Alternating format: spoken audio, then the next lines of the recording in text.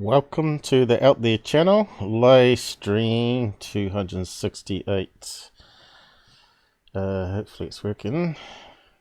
The screen's not coming up. Looks like I'm gonna have to reload it. Oh no, looks like it's decided to recheck itself. Google, what are you doing?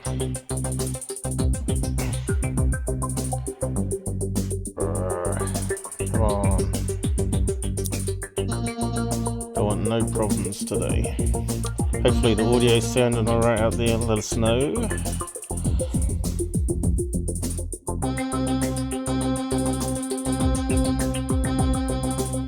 we go. CPU sitting at 70%. Just playing an intro.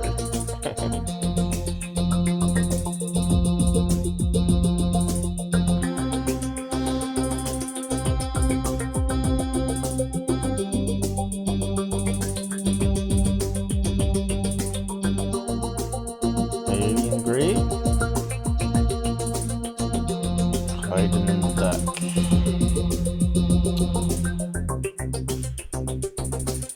Wonder what Mojo's been doing lately. Wonder if he watches our show still. Going down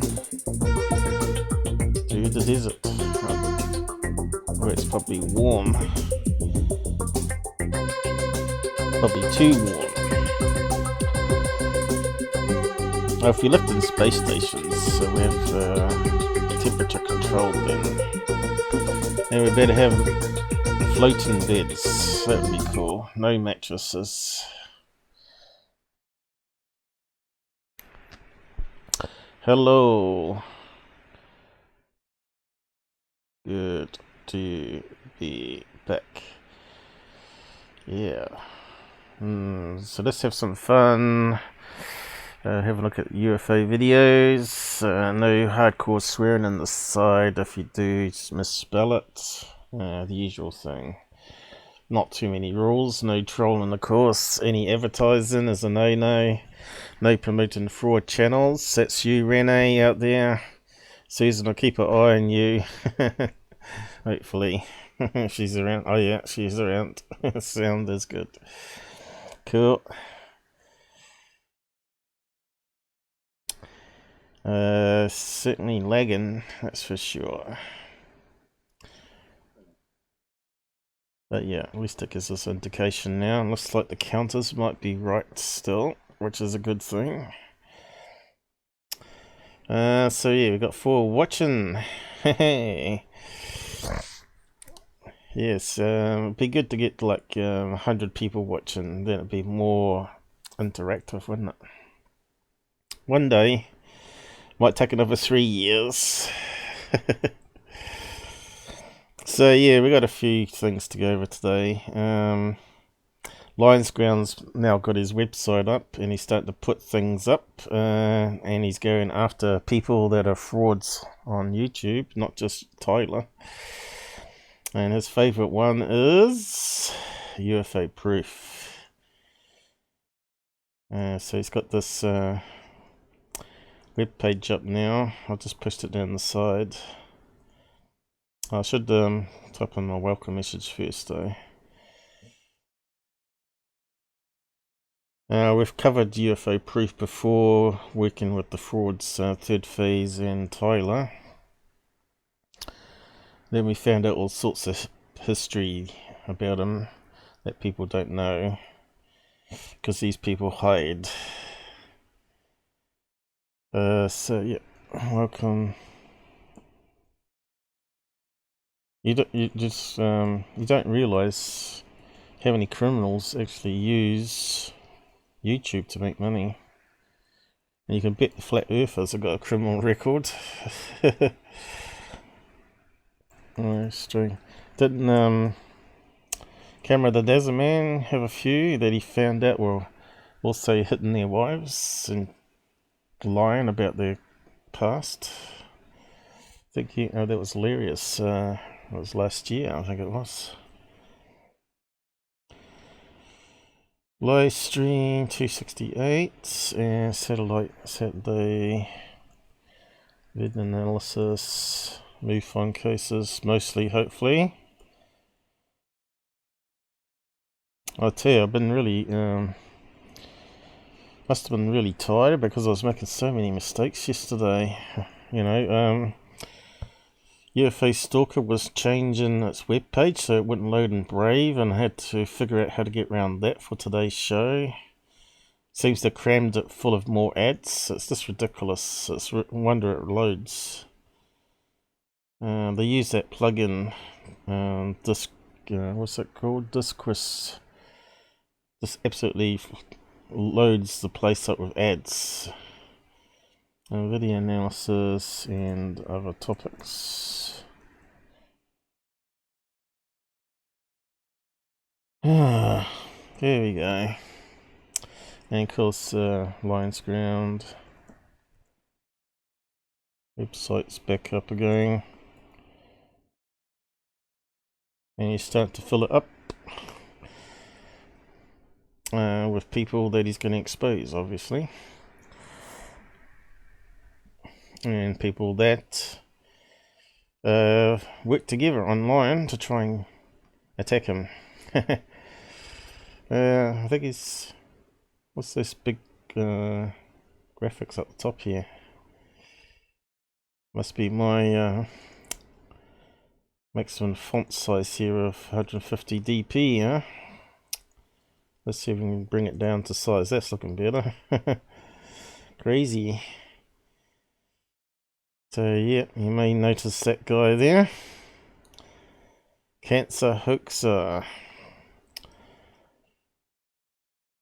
So he's put up a few things on the page here, including some investigated general recordings from interviews,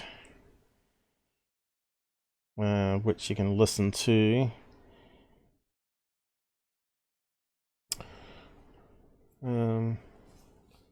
What else was I going to do first though, before I play that? There's something else I was meant to do. So we got the better stuff coming up, the video analysis. So yeah, I have something meant to do. What was it? Just minimize that there.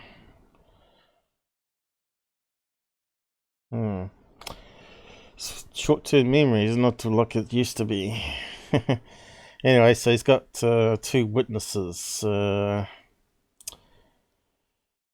Let's see, what does it say? In 2011, a benefit was planned for Cole, a lawyer, at Pippi's restaurant in Valparaiso. Is that how you say that? The so-called truther claimed he was diagnosed with stage 4 glioblastoma. So that's a cancer. And the most aggressive cancer. Brain cancer. Cole has been given approximately 8 months to live. That was back in 2011. Hallelujah. God has saved him. Or something else went on. He is unable to work in his condition. Yeah, that's what he votes for Bernie. But during one of his live streams, he admitted that he was performing as a stand-up comedian, which is not possible if diagnosed with stage 4 glioblastoma. I don't know how you say that damn word. Why do science people always have to make complicated words? I've only got this old crappy readout too. Glioblastoma. Glioblastoma. Couldn't they come up with a simpler word than that? Okay. How's the microphone sounding out there, by the way? Hello? Anybody out there? I think it sounds alright this end. So yeah, what's this one called? The benefit was organised by 2 former friends of UFO Proof. April the 14th, 2017, Lions Ground. Spoke to one of the key witnesses, namely fundraiser Wanda Spuddick. What a name. Okay, so how do we play this sucker? Where's the play button? Up here. It's probably going to be loud. He does a watermark sound in it, which lionsground.com, so people can't use it without permission, sort of thing. But he's given me permission to play a wee bit of it. Lionsground.com. Hello? Hello, this is Heathcliff. I'm looking for Wanda Spudik. This is Wanda. What can I do for you? Hello, I'm Heathcliff of Lions Ground calling from Spain. I'm investigating a man named Cal Aloha, and according to a news article, you have did a fundraising on November 18th, 2011. He was diagnosed for brain tumor. Is that true? Because based on his criminal records, he has a lot of, you say that? Issues. So I want to know if that's true, if he had that disease, yes or no. Is he in Spain? No, he's still he's now active on YouTube, and he is now asking money online. And I was a little bit skeptic, so I did a background check. Found out that he has, over 10 to 20 criminal files on him, records. So I want to know if you have any news about if it's true. Did he really had brain cancer? Mm-hmm. Well, it's kind of hard for me to say because Kelly and I were put in a very bad predicament because Kyle was a friend of ours. Mm-hmm. And yes, he worked at a local place that we are very familiar with. We know the owners, and he was having episodes. I mean, he was passing out and he was dizzy, and he told us that he'd gone to the doctor and this was the case, that he had stage 4 glioblastoma brain cancer, and Kelly and I put a benefit on for him and raised over $3,000 for him. Mm-hmm. And he took that money and left the state. And as far as we know, he's alive and well. Yes, correct. He's alive and well. So we don't believe that. No, because if you know anything about glioblastoma, I had a very good friend that just died from it after about 85 days later after being diagnosed, and he was perfectly fine. So as far as I know, that is a bunch of bullshit. He was not diagnosed with that, but we believed him to be diagnosed, and we raised quite a bit of money for him, and it was a huge embarrassment for us. I mean, we feel terrible about everybody we asked for money for. It was awful. We feel bad that we got ripped off, basically. I understand. Yeah, that's my first intuition, but I need someone to confirm, and you confirmed it, that he's a rip-off. And how can you do that? Something like that, especially if you have... I don't know. So it's not true. I don't know how somebody can do that. I don't understand it. Lionsground.com. No, I'm very sorry you have to experience that. Let me tell you this. I'm going to contact Cal, and I also will ask him, request that he pays the money back with the money he earned on YouTube to you, or who is responsible for the fundraising. Are you interested for that? Yeah, so you heard a wee bit of it there. Then he's got a witness to the other person to get her side of it. Okay. Lionsground.com. Just skim some of it here. Different is being taken off guard.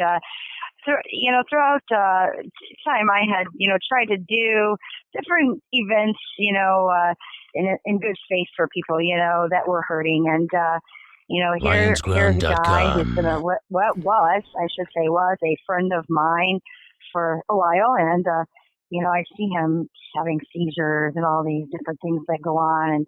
And he says to me, Kelly, I have stage 4 glioblastoma. Well, when I did some research on this, I found out that, it was pretty, without treatment, the prognosis was 0, was 0. So I thought, well, my gosh, he has no resources, no money. And so we put together this huge benefit. Now, I've directed several benefits, I'll say that much, and one helped me.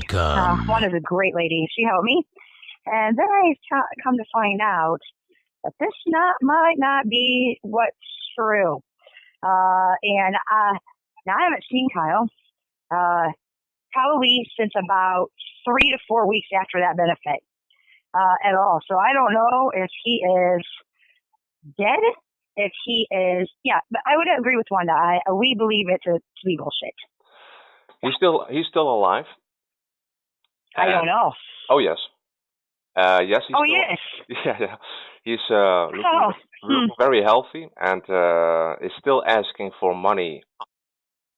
Yeah, so she goes on about how disgusting it is that someone would fake cancer just to get Make-A-Wish Foundation money.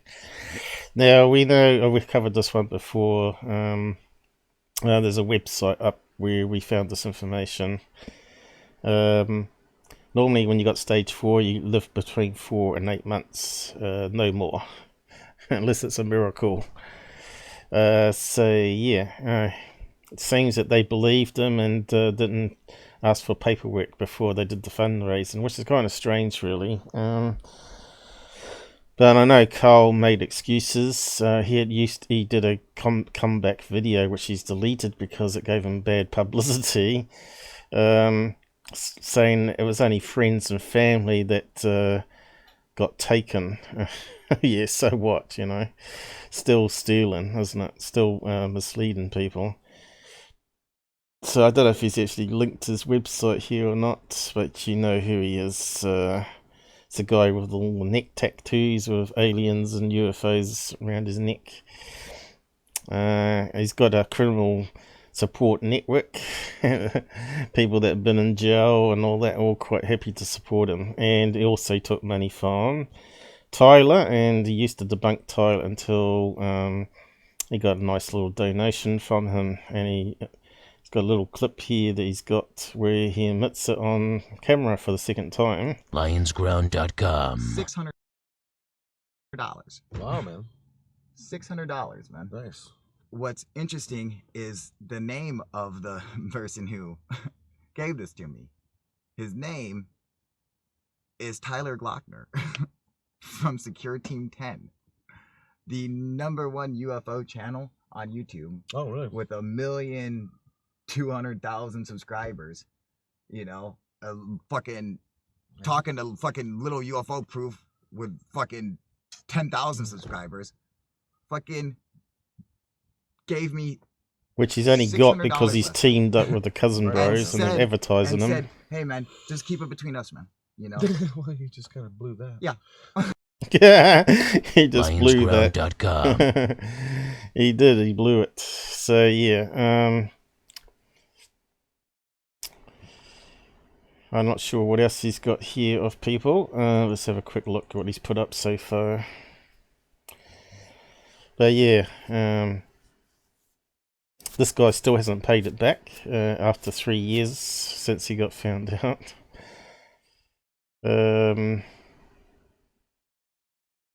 Yeah, it's pretty low, as Charles said on the side there. And yet he gets donations, same as the other ones out there online.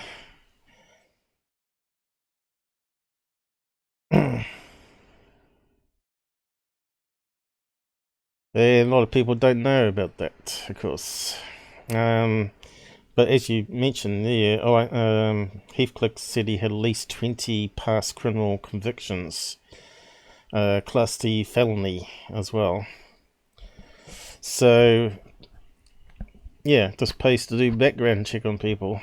You won't find anything on me because I ain't got a criminal record.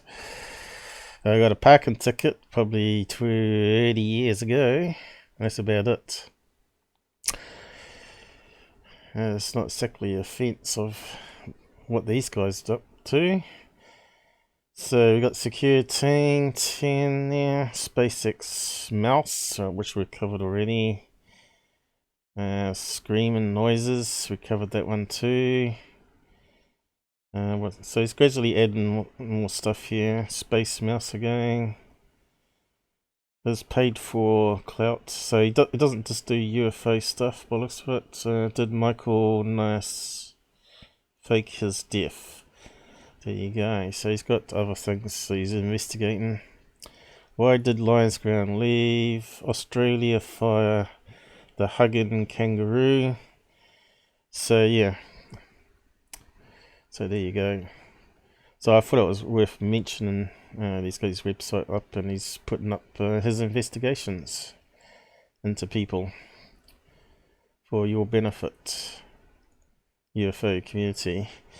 So in the next stage, I suppose we'll look at this one here from Third Phase of the Moon. I spent 3 hours on it yesterday, seeing if I could cut down some of the CPU usage prior, and couldn't get very far with it. But we'll go over why I can't find the information I'm after,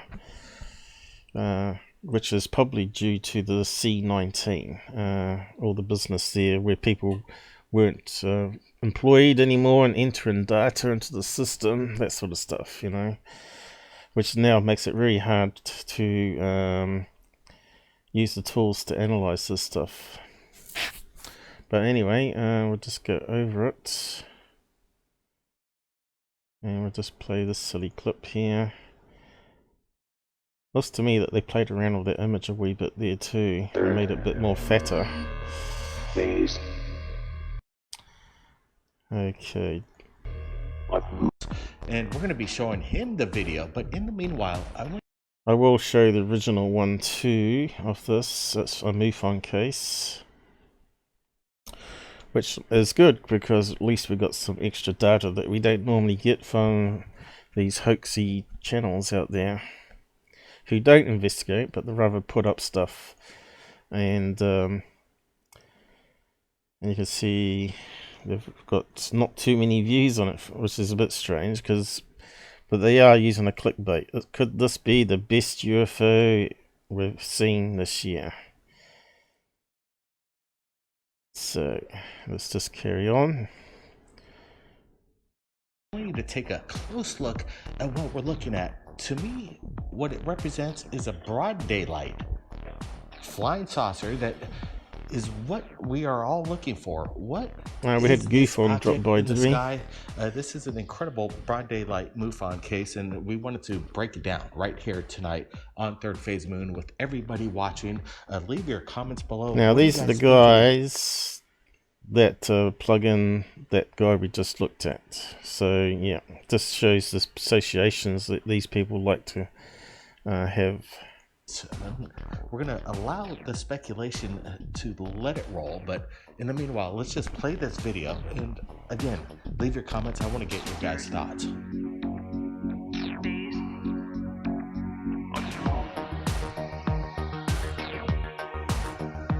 Dr. J, you with us? Yes, I am. All right, Dr. J. Now our class Dr. J in the same league as Dr. Greer. I don't know what he's a doctor of, but obviously it's not UFOs. But anyway, we'll carry on. Thanks for joining us right here at Third Phase of Moon. I wanted you to take a look at the video. It's on the MUFON network, and it's titled, where the location is coming in from Tijuana. Take a look. Now you can see this image here. It's a lot longer than the thumbnail. The thumbnail looks a wee bit more UFO shaped because maybe it's been sort of aspect changed a little bit. Video as we're rolling it, sharing with the world right now. Tijuana, okay, here. City, McKinley, Tijuana. Okay, got it. Yeah, we wanted to make sure. I'm going to be supplying the original link below so everybody could take a look for yourself. It looks like a legitimate UFO sighting. I don't see any kind of manipulation going on here. Incredible broad daylight. What we've all wanted. Pretty clear footage. I'm going to get a still image from it here in just a bit so we can get a really close look. Dr. J, are you looking at what I'm seeing? See, I absolutely am, Blake. And I gotta say two things. First of all, as you mentioned, the daylight shot, I gotta love that because, first of all, as people call it, it's the money shot. In the 1990s in Denver, Colorado, they captured something very similar in the daylight as well. They deemed that to be as big as a building, literally hundreds of feet tall, and very ironic, it seemed like it had a light. So what's it got to do with this one case? side to the other side. Very similar how this seems to be sort of changing shape or whatever it's doing from one side to the other. Hang on, did he say it was Texas? Is it Texas? I thought it was California. Here it is. California, doesn't it? They said it was Texas, because I know there's 3 airships, so we'll cover that in a minute. So I'll just go to... Oh. What happened there? Get back. We got the right one. 10, yep. Didn't he say Texas on the screen there? So is that wrong information straight away? Where is it? Oh no, Mexico. MX. I suppose that stands for Mexico. Okay, must have misread that. Sort of changing shape or whatever it's doing from one side to the other. Okay, so when we're looking at this, it does they're doing a zoom in here. I looked at that and thought, could it be a airship?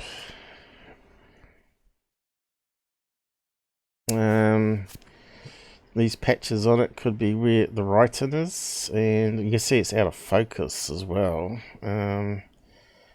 Atmospherics doesn't help. So it looks like there could be writing there. Maybe a reflection off the top. But it's not very good, is it? So we'll run it through filters and stuff and see if we can enhance it a wee bit. Resemble the classic flying saucer.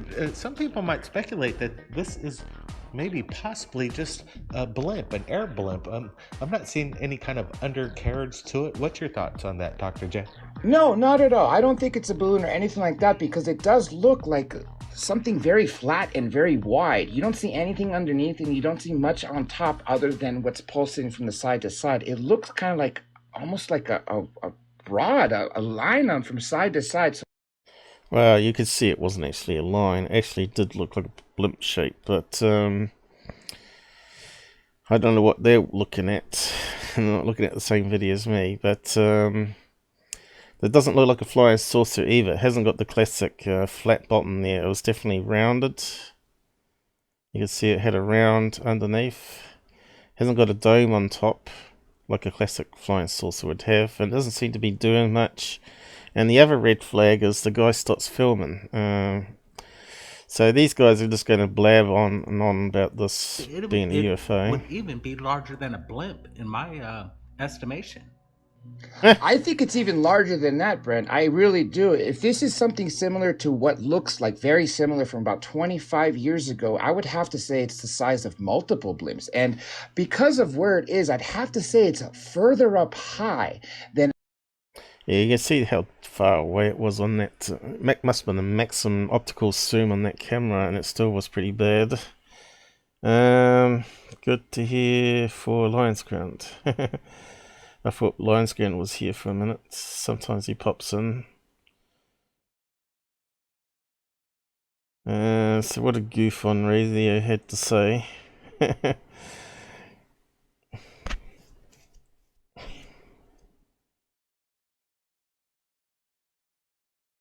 Yeah, they are idiots. They're just not. See that they get all the views, right, and all the money, and I go and do all the work for them and just tell them what it really is. Because before you call it a UFO, you got to go through and prove to everybody that it's not a blimp. Simply telling, it's like subliminal program. Hey, it's not a balloon, guys. It's not a blimp. So what can it be? Oh, it must be a UFO. It's all that psychological babble, isn't it? Preloads people's thinking instead of letting them decide. It sort of loads them up. So instead of making a list, could it be a blimp? Could it be a bird? Could it be a solar tube balloon? And all that sort of stuff. Could it be an advertising blimp? So all these things were running through my head when I was looking at it. I wasn't thinking UFO. UFO would be the last on the line. If it shot off vertically or shot off left and right and then come back again, then it would be unusual, wouldn't it? So for something that's just sitting in the sky and the person stops filming. And actually lower. That's why I think it's much bigger than it really looks. I'm wondering, could it be a possibility that this is something that maybe is part of the Space Force program? Some of the assets that we're about to see. Oh dear. Anti-gravity vehicles in the shape of disc. Well, airshippers, anti-gravity, I'll give them that. That's basically what I believe how UFOs work too. They're not shooting gravitational waves out, but they're just making the mass lighter than air, so it simply floats, and they just need little engines to move it around really fast. But anyway, we've covered that in the past. That's exactly what they were saying about that famous footage from Colorado. And yet, at the same time, I've never seen anything as large as this. Now, recently, they've come out with several claims that we've already found a way to make anti-gravity vehicles. If that's the case, size no longer matters. And also, shape doesn't really matter because they can go in any direction as fast as they want to wherever they want. I'm going to get a still image off this so you guys could take a look at it. We're looking at it very closely, and we don't see any kind of indication that it would be some kind of blimp. Again, no undercarriage, no tail. Okay, so the undercarriage, when I do some enhancing on it, you'll see, I've did it for the thumbnail. You'll see what I mean. So we don't need to probably listen to these guys anymore. We can just go to the actual case number and do it properly. So is it going to give us comments? Has anyone actually put up any solution? See, straight away they load it with the thumbnail, right? Try and get something that matches up. Some sci-fi image. Preloads people's minds to what they want you to think it is. Clickbait. The new fad is to put styrofoam housing over drones and fly them around. Is it? I haven't seen that. That's quite interesting information. But I know I did one of the videos before that was a drone where someone had stuck on things to make it look strange. You may find it in the UFO case files from last year or the year before. There's an incredible daylight saucer. No. I'm not convinced. Bob Lazar. One of the best shots I've ever seen. Nah. Still think Mojo's ones are still the best ones I've seen. Was looking at part where it seems to disappear towards the end. That's why he zooms out, you idiot. That reminds me of a video where the guy doing construction, I think, filmed a craft that lifted up and eventually flew away very fast. Now, they didn't notice that he was zooming back out. Yeah, I didn't notice that at first, and then I went back and watched it again, and sure enough, he was panning back out. And I thought, oh, that's shot off, kind of suspect to be CGI, because we can't rule out CGI, right? But I don't think this is CGI. We'll just go over it. We'll get the original video up in a minute. Has anyone here said anything useful?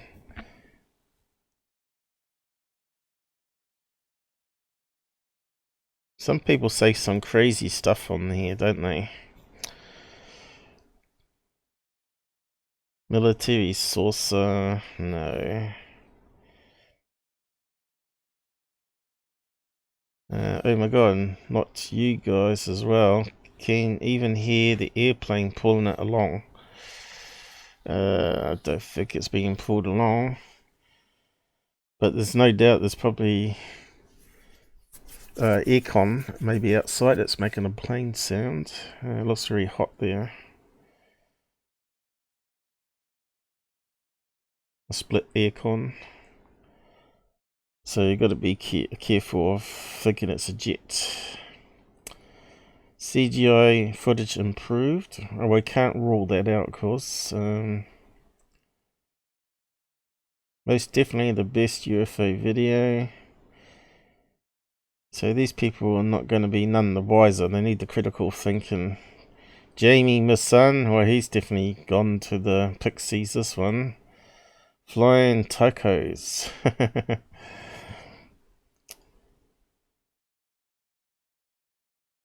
They're definitely interested. Maybe they like Mexican food, huh? The aliens. Wasn't it strawberry ice cream as well? Suppose you need it with the hot spicy food down there. Alright, so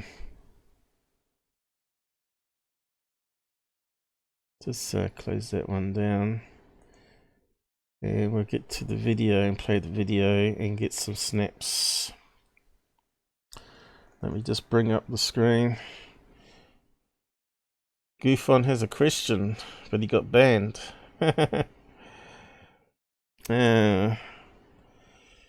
Seem to be busy there on the side there,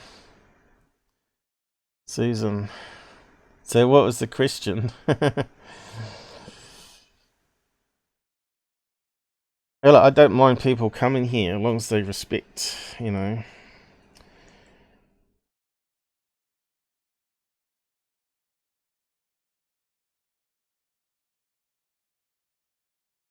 I haven't exactly been nasty to him. I said he's hit and miss, right? He's correct on some things. But the problem is, you know why I don't like him, is because he's associating with those criminals called Cousin Bros. You can't tell me they're not criminals if they're purposely trying to hoodwink you, right, on the UFO stuff just to get views. Doesn't matter if they give away some of their money to homeless people, they're still making money for themselves. But it's a bigger thing, you know. There's damage in ufology because they're not following research protocols. They're just putting it up there and talking garbage. Science is where you repeat it over and over again until you can say, yeah, this is what's causing it, you know, paranormal, UFOs. So you can see here, I did a few snapshots in investigating it. I think here's the MP4 up here. And we'll just play that once I get it lined up on the right screen.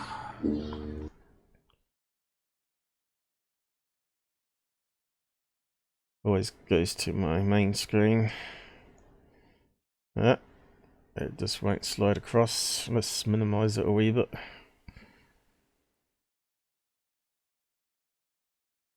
Nope. You stupid thing.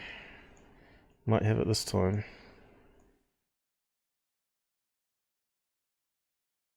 Okay, we can go to full screen, but I won't be able to see the side chat. So let's just play it and have a look at the original. highest quality we can get. So let's see what it says here. 720p.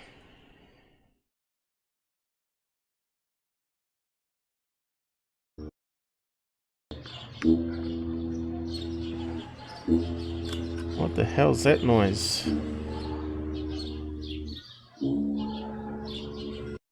There's someone playing the trombone in the house.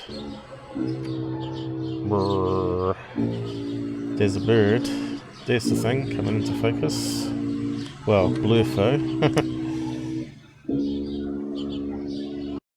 Oh, that sound's making me go all funny.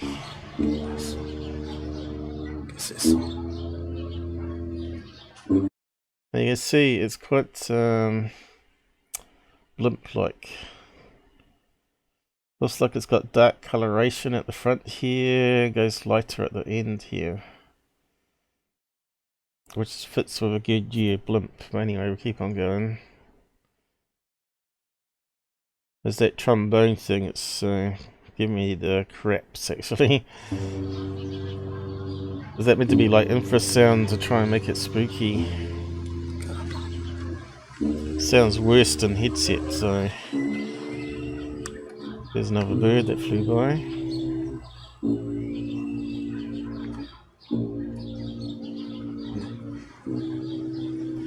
He must be on a tripod, because it hasn't got that much shake to it.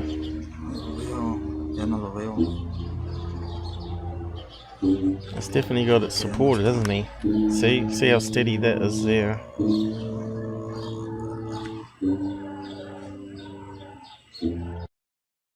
Why would you stop? You see, straight away a red flag for me. So let's get one where it gets closest. Actually, we'll take a few. Okay, so where can we see it when he pans in? Can we see it at all? I want to keep some in the foreground if we can. Okay, we'll get one there. Can't see it though. There we got no ground reference, you see.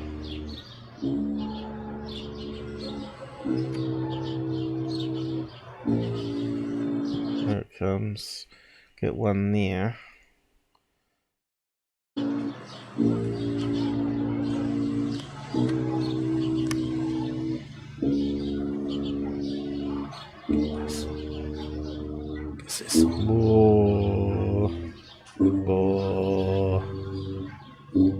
He's got a wee bit of a shake there.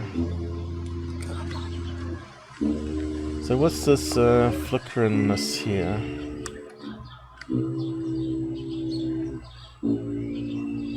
I think that's as close as you got, was it? But there seemed to be like some shimmering.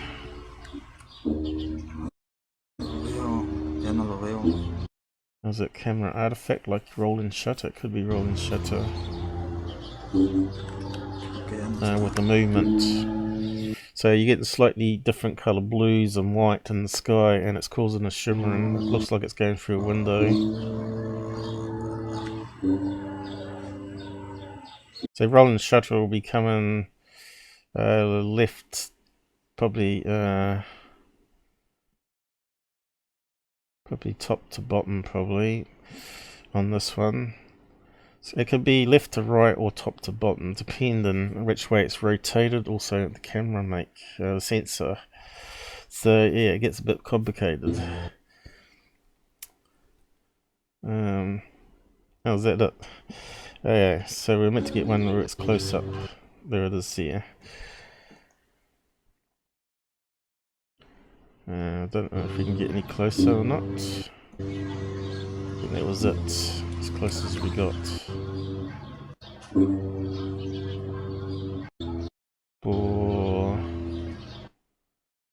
Was the rolling shouldn't go in that way or that way? I see a shimmering pattern here. I'm not sure if you're picking it up on your screens.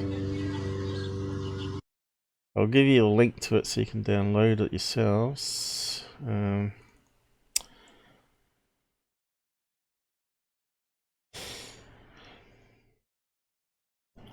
is it? Make sure it's the right page. Looks like it. Video. Yep. Yesterday it was changing the page for me, and I was going back, and it was the same location, but then I saw the number had changed up here. 77, I think it was.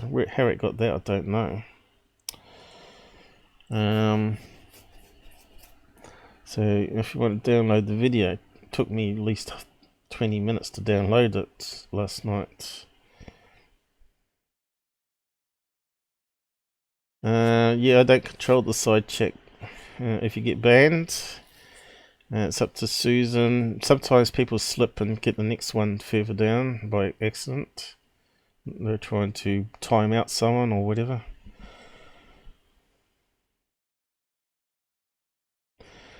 Come on, mate. They're associating with criminals. We just talked about UFO proof. It's got a long line of criminal history.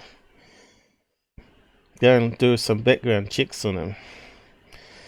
Of course, they're putting up garbage. They're promoting good of all people. How's that not bad? Come on. Secret Space Force, and you got that Michael Seller guy. He's definitely a Fruit Loop. They're promoting David Wilcox. You can't support people that support other frauds. They support Dr. Greer. Complete Fruit Loop, that one as well. We've gone over his latest movie, debunked every single UFO in it. And some of them were even hoaxes in the video. So you can't tell me that they're good people, because they're plugging these other people.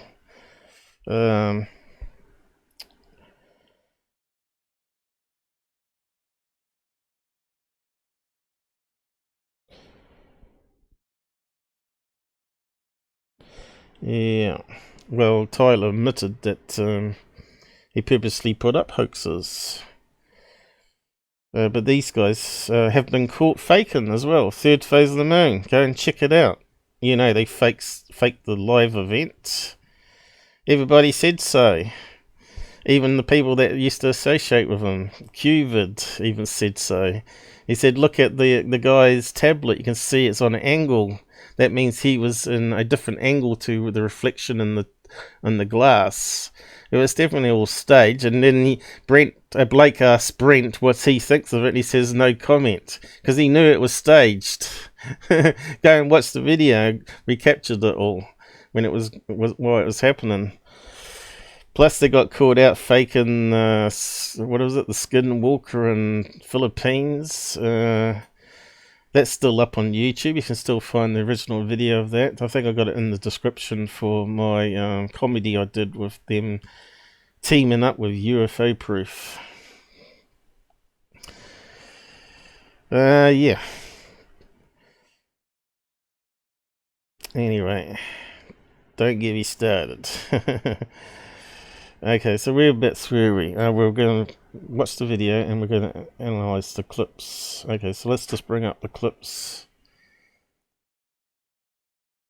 So first one there.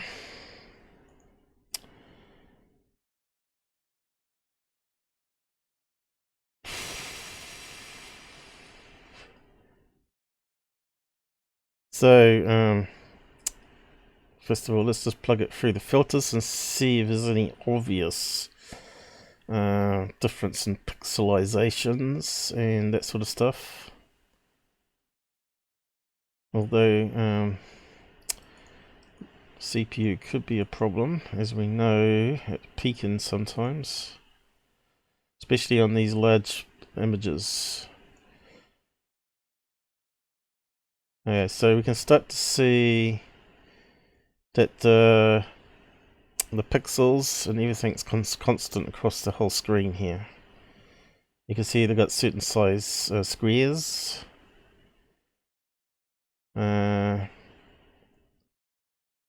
No big square, no big blocks, so it's looking good on that one.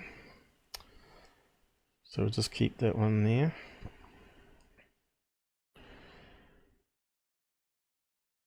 And the next one.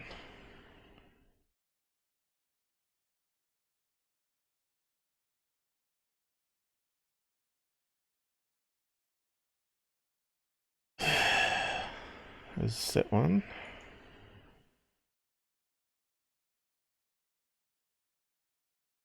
And you can start to see that looks really fairly constant from the last beginning of the video. And we've got the black dot appearing here, which is the airship, or UFO as they call it.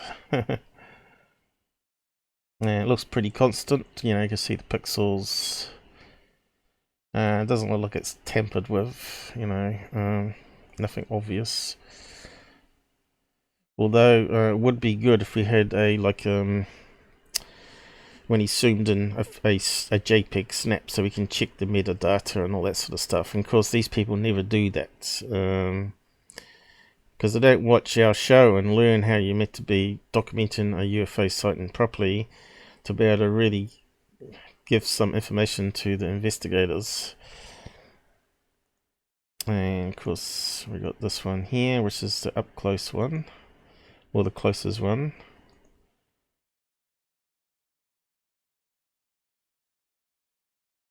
And we just run that through filters again. And you can see here, there's that sort of shimmering that we saw on the screen. As you're zooming in, this increase in, looks like it could be digital zoom as well, because the pixels have got bigger. Only slightly though, because some cameras have a combination on them. They have a combination of digital enhancement as well as optical enhancement, so it sort of has some sort of clever processing in it, but it's still messing around with the image. I've sort of covered it in the past, where they're talking about digital zoom is not like it used to be, sort of hidden. They're using some new technique to take two samples and then amplify it internally without loss. But you know, I don't like digital. Optical zoom is the best way to go. Like anything on a camera, always the best part in the camera is the quality of the lens, how well it's made, you know, the even surface and all that. So let's just undo that one. And let's see, we grab it here.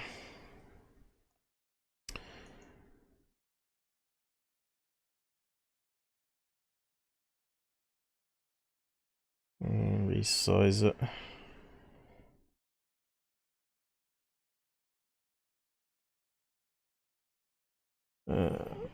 Tyler and Algie are what? Taking parts of the story to help be working for... I don't think so, mate. You could put a conspiracy spin on it all you like. If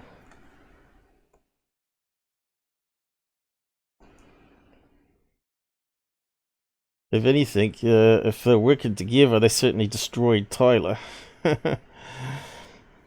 No one's going to take him seriously. So you can see here, it's definitely not flat line like they were saying. And I've just scaled it up proportionally. And let's see what we can do with it. You can see here it's out of focus. So the first thing we could, which I haven't done, is plug it through some sharpeners. But you can see here we're down to those blocky pixel levels, right? So we're not going to get a HD snapshot or whatever it is.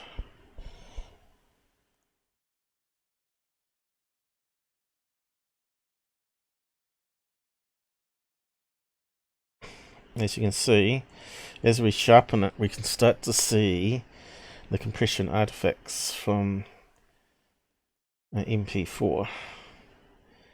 And you can start to see straight away this end looks more rounded to this end here, even in the sharpening. And it looks like it's got a white patch here. Looks like it's darker at the front here. Looks like it's got some brighter bit at the top here. And because of it being out of focus and low light pretty much. In fact, there's something up here as well. Could that be a bird or a bug that was flying by there?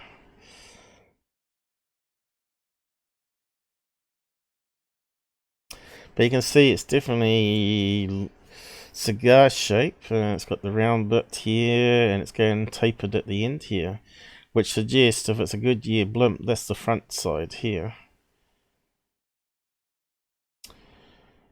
And if we cancel the sharpener, you'll see the difference. So if we reset it again, we went from that all the way up to something that actually looked fairly decent.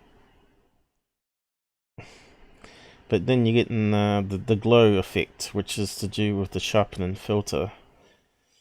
We can adjust that here. And we can get rid of some of it.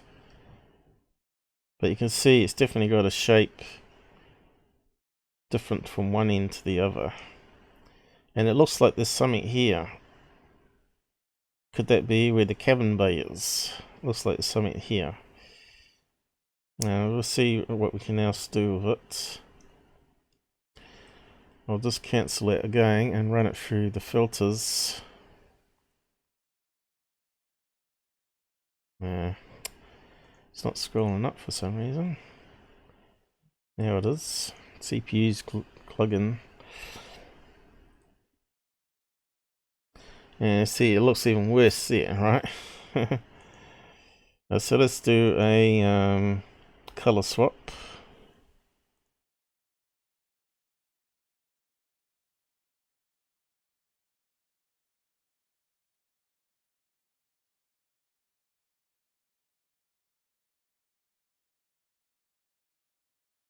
You can see it's going to be a real fine adjustment, which is why I did it offline.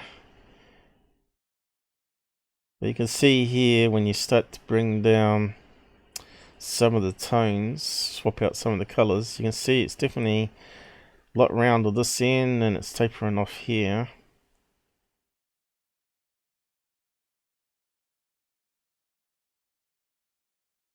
And it kind of looks like it's really white section here, darker color here. And it looks like there could be something here reflecting. And it does look like there could be something there.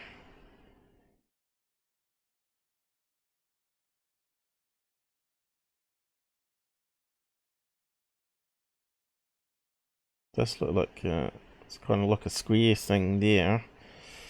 So let's go back to my enhancement I played around with last night.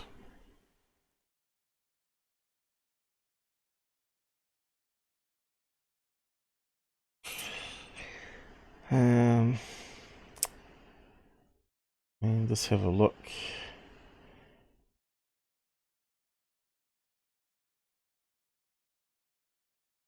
Yeah, so there's a Goodyear blimp here. So there's the white section I'm talking about here.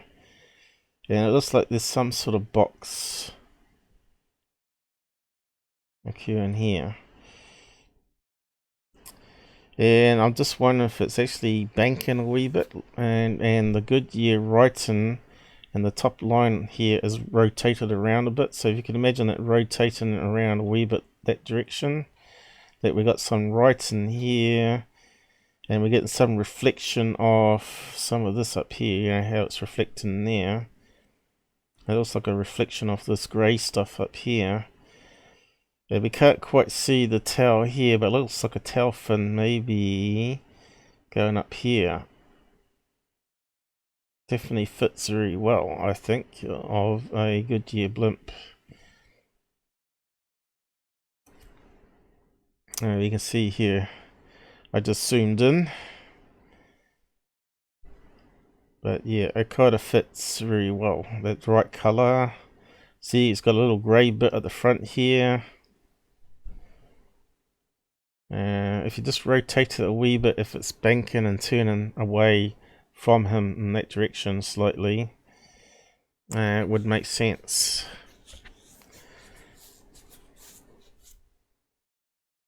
So that means we now have to try and prove that with flight radar and all that. But unfortunately, we run into a hitch with the software, which we'll try some other one as well. So what else do we need to do here? So we can close that one down since you saw my other image. But you can see how I got there, right? That's the main thing.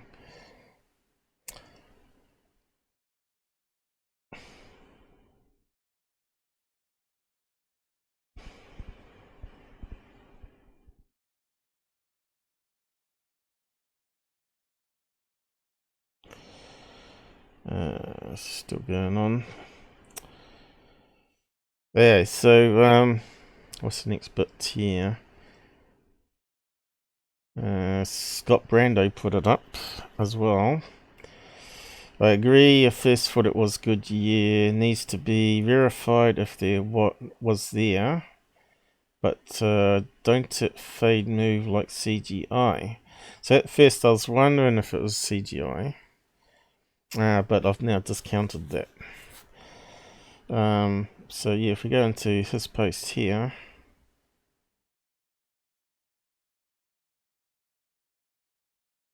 Where's it gone? Did I not click on the right thing? Go click here. He's got the video here. And Scott said it's not the first time that California was involved with a similar case. Goodyear blimp was mistaken for a cigar UFO. It looks very similar, I must admit, but this one is a different shape type of blimp.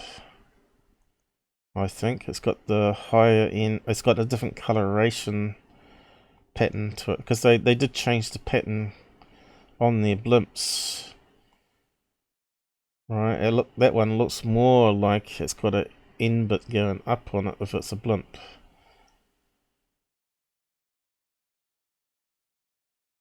So you can see the shape's totally different. Means this other's got a different end to it. I think it did have, because I think I covered this one before and found that they had a different shape blimp back then. But you can see here it's pretty grainy as well. But it's got that sort of patchy black grey colour tone to it, where obviously it's going to be the writing. But it doesn't have to be the Goodyear blimp. You've got to remember, at that height it could also be advertising balloon. But of course what happened is the Goodyear blimp guy said yes, it was them. And they were there at that particular time, so that sort of verifies it. But this time they haven't responded to us. And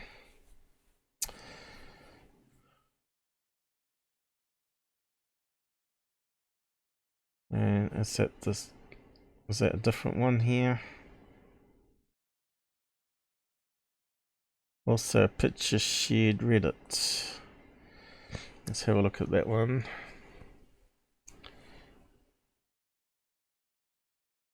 One year ago, so it's not this one. But here's another example, I guess. Now that one looks more closely to what we're seeing. And that one,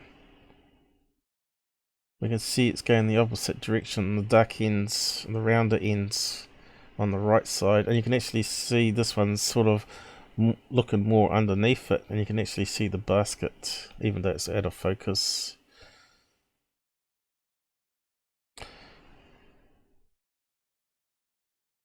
So yeah, they can look slightly different depending on what rotation they are and the kind of light that's reflecting off them, which confuses things.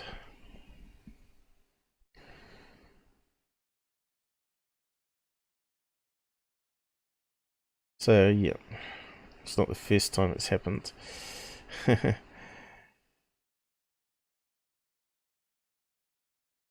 Oh yeah, so first of all we have to convert the date here to universal time. This is normal time. 4:10 in the morning. What's that, sunrise about then? So that's the time to launch your airship, right? Where it's calm. Before the summer heat stirs up the winds.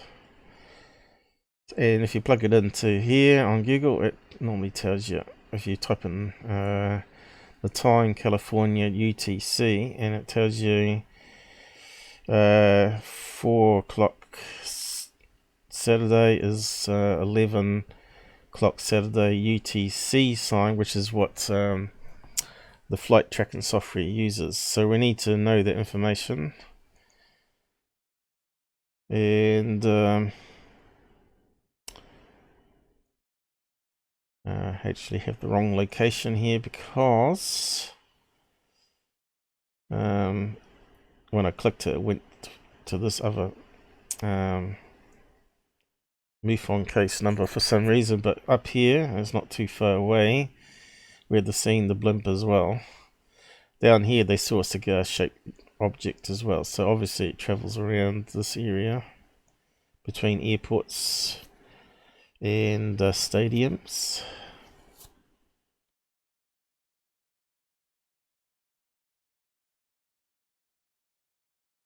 And of course down there they also have all these other blimps, which we could consider as well. They fly 200 feet, but then the other video I think they look further than 200 feet. It looked more like a mile up, but you can see these are quite big and come in all different colors and shapes and sizes. So yeah, we can't rule it out. But as we know, it fits the color pattern that we're seeing in the enhancements. And there's the square thing underneath here. And because we've got different angles, different directions.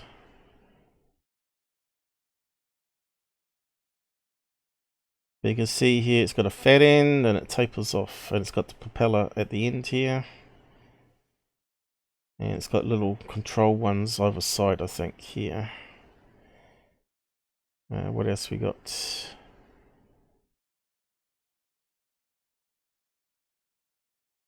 So I don't know how these guys can rule out a blimp just like that without actually doing proper analysis on it. Now, there was this thing they did this year with Mr. T, the president. I can't say his name because I'll probably get dropped ads. They had a B-52. Let's see if I can find it again. Not B-52, a B-2 I mean. Blimp 2020 B2. Let's see what comes up.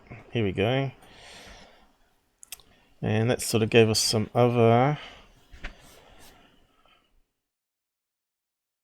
angles. You can see here they're right underneath it. And you can see here the writing goes up the top there.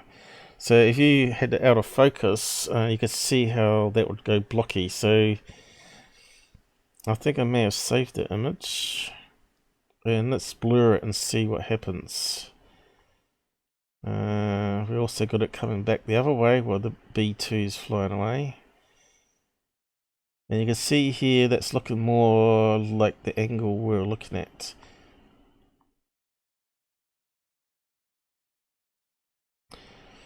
But if it was more rotated, if it was turning, that writing could appear to be further up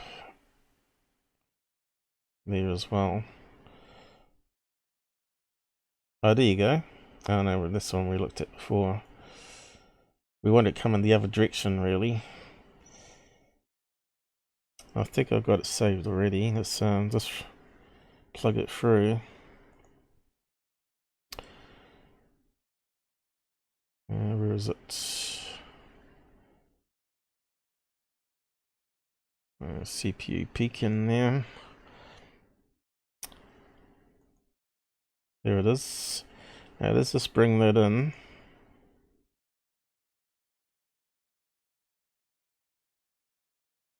Okay, so if we blur that, let's see what happens to the right hand. So if we had this going in the opposite direction, actually let's just do that. Let's flip it. Now we don't see these dark bits hanging down.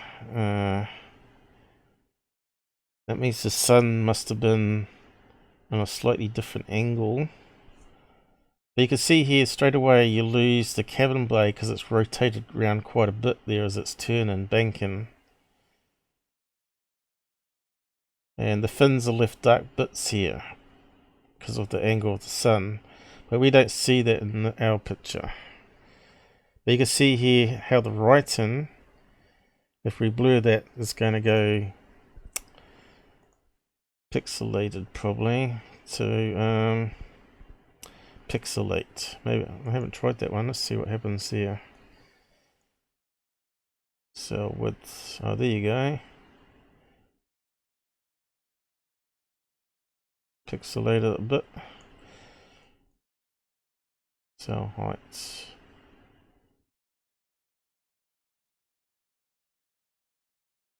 Names have been changed to protect the innocent. There we go. It's starting to look like our picture now, isn't it? And if you blur it as well.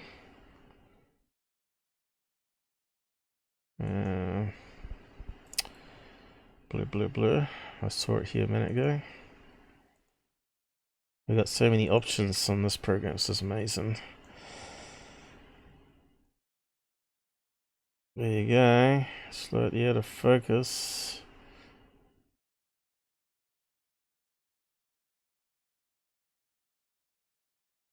And if we lose some of the color,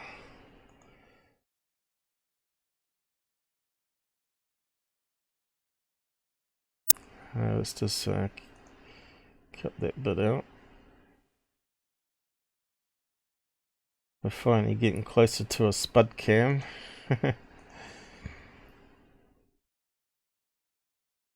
We need to bring in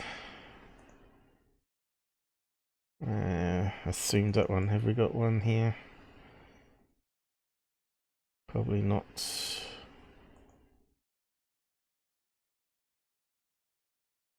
Go back to enhancement maybe. Oh, what did I just click? Cannot find bunnies. What do I do? Share with right. That's probably started it now, has it?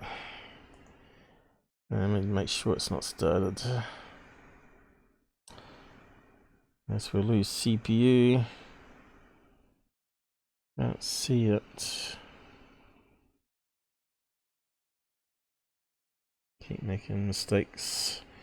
So we want to paste our one we just did. Have we lost it? But I copied it. Try again. Copy. Let's cut. Oh, well, that'll do. Paste into a new layer. And resize it. See, it's got too much color in it still.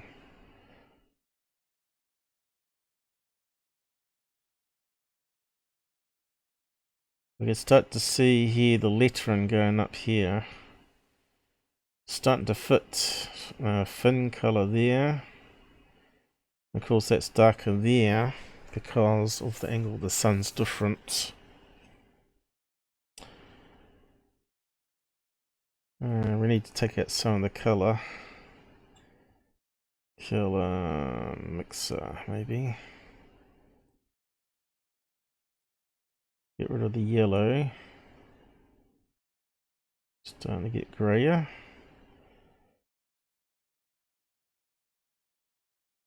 Probably needs to be, it's probably not proportional still, is it? Maybe slightly, not slightly long as enough. There we go.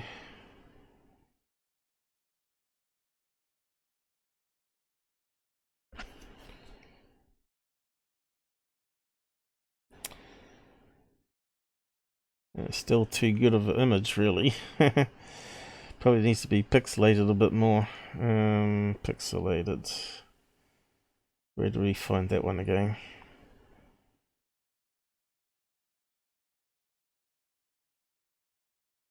Can't see it now. Where did I see it? FX. Blur. Why can't I see it now?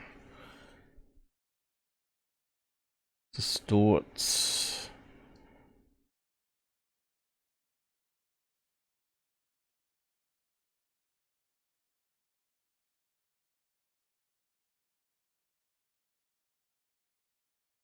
Yeah, it's got a lot of options there too, isn't it? All these programs people write for it, add-ons.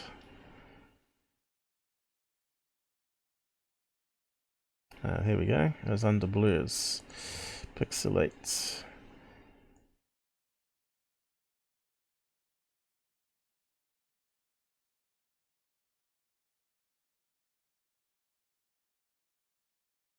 Yeah, it's still too good.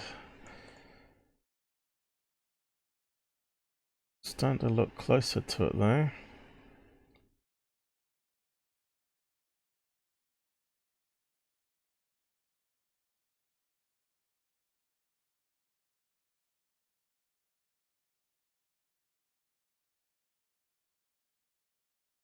I don't think it's quite long enough still. Can we make it bigger?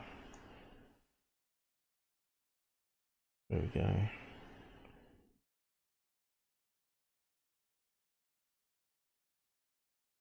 Okay, it needs to be blurred a bit still.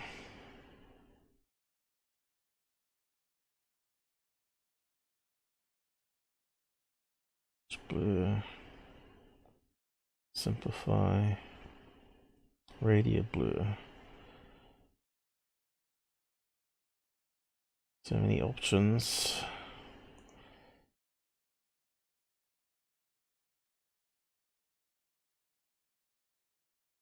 It seems to smooth it out too much though.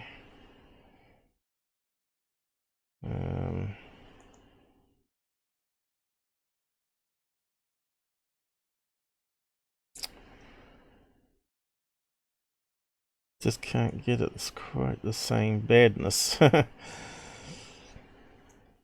But you can see where I'm going with it. Blend, normal, so many different things. Overlay. What's that do? Ah, there we go. It's getting there.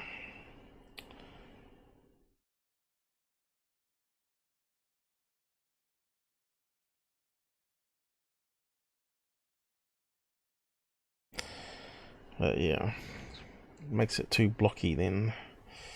But anyway, you can see where I'm going. Anyway, I think you can see there. It looks like the Goodyear blimp. Do not save.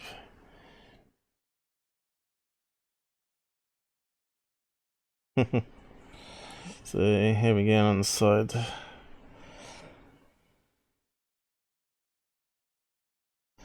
Shelley, Walter. Don't think I've seen him here before.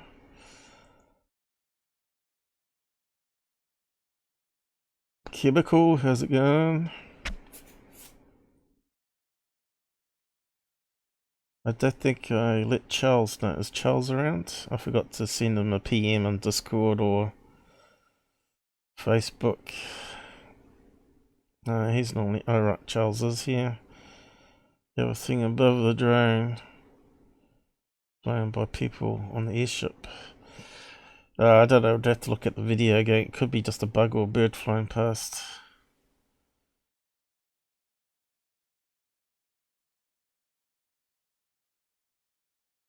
He doesn't trust Lion's Ground. Fair enough. But, you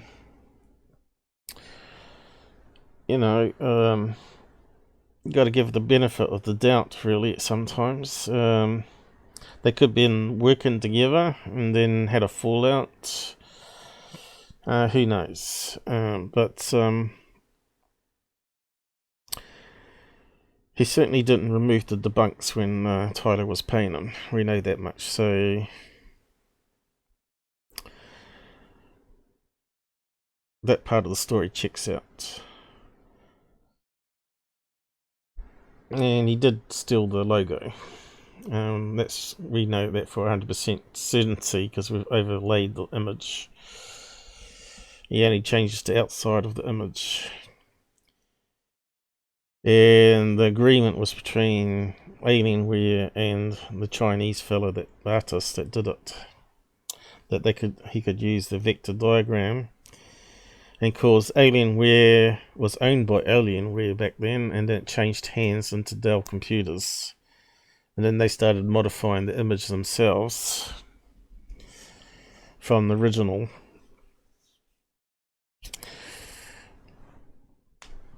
So Tyler knew he was going to lose. So obviously he made an agreement. And all Lion's Ground offer him agreement, right? Accept the terms or I don't release the strikes. So he had to admit that he was putting up hoaxes. That is going to change, which we've yet to see. We won't know until his court is finished with 11th of June. Which is still a few days away. And I don't think you'll see any videos put up until that court case has been finished with. Because he ain't going to be able to produce videos if he loses and ends up in prison. So...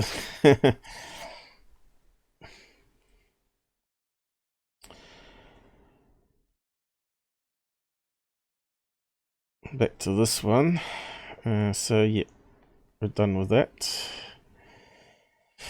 So I looked at their schedule right on their Facebook page, their home page, their Twitter page, and it's all the damn same.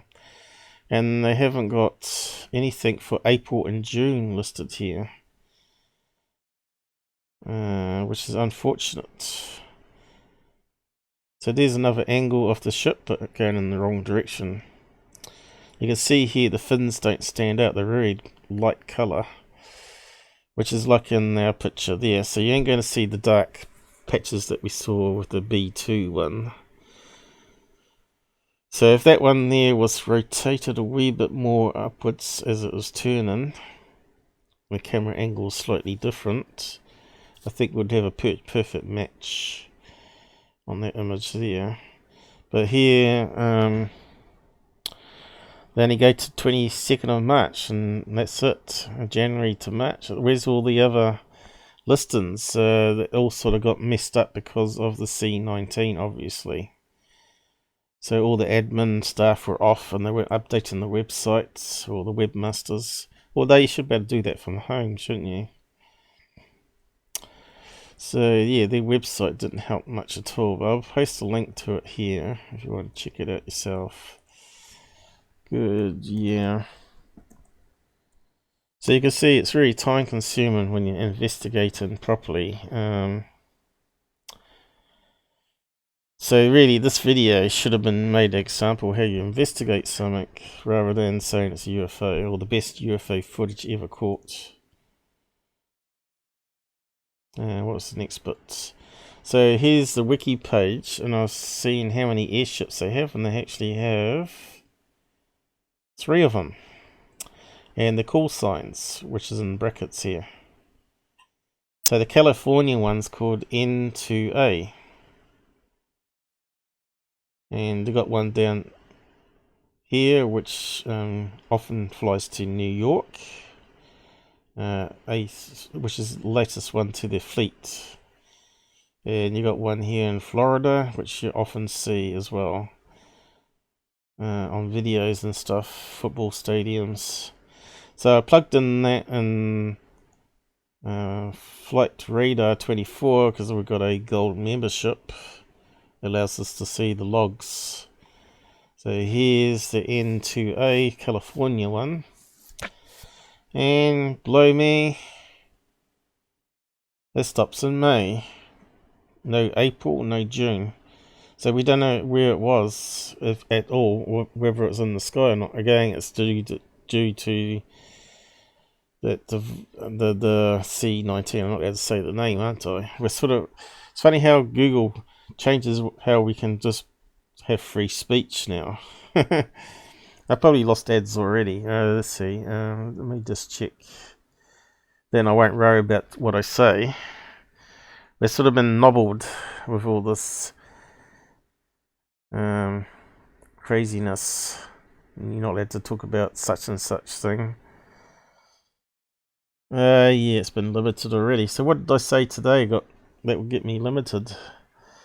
Can't think of anything bad. Apart from criminals.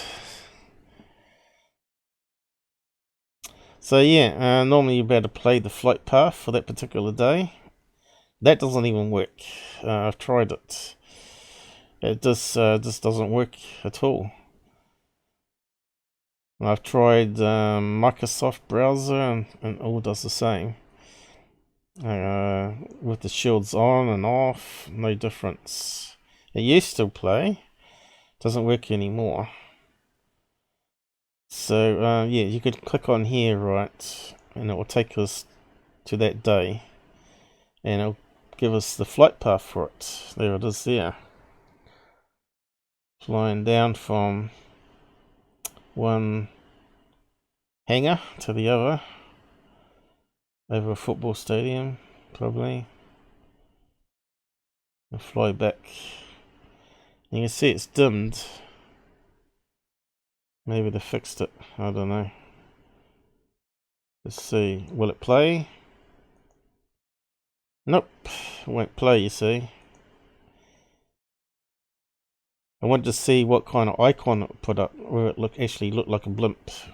Because they got helicopter icons. I'm not sure what the blimp icon looks like. So I thought, well, maybe we can find it on the interactive map. We can't find it on the logs. There's the Wikipedia on the airships, which is correct. And the flight log, I can't really give it to you unless you've got gold membership. It won't come up.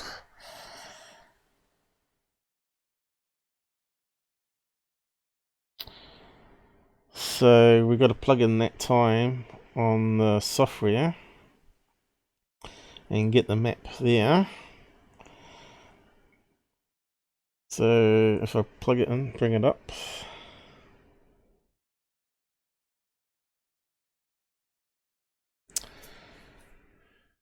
And it goes to the wrong location in real time. I want to go to America.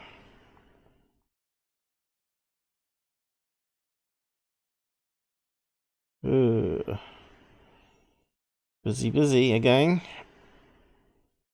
Who cares about the virus? Look at that. That looks like a virus. If that's how you spread anything, that would be how you do it. And I think New Zealand's still closed off. Have we got any airplanes? No. See that? That's why we got internal planes. And we got some that fly to Auckland. That's where they're heading to Auckland up here. But they've got to be quarantined, strict quarantine at the moment. We've not had any new cases of C19 for 16 days in the country. And only one person's infected. How about that? Out of 5+ million people.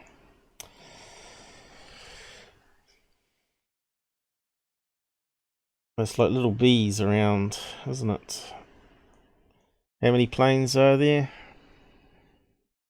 It tells you how many planes is on the screen out of total in the sky at the moment. Normally it's about 16,000 planes, I think it is.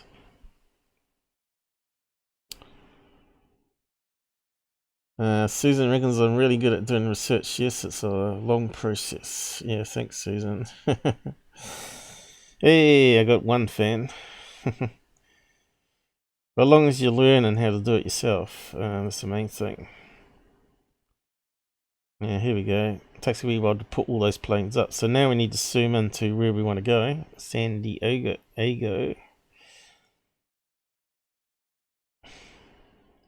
And this location there, you can see it's quite busy with planes. And you can see here it's mountain ranges everywhere, and it blocks out a lot of the call sign signals, which doesn't help us. So even if it's on the map, we will not see the airship until it's landed, which is another problem with all that mountain terrain there. And because I've scaled up my font to 150 dpi, this software doesn't scale right as well. Hasn't taken into account the DPI settings, which is crazy. Should test everything out. So we want to play the playback function, and we want to put in the date, which was on the 3rd of June, which wasn't that long ago. And we've already calculated the UT sign for 4 o'clock is 11.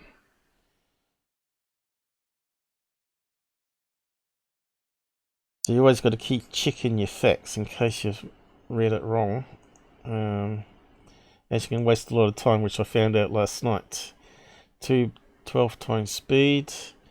Well, actually, we normally go back a wee way, because airships should be slow moving, right?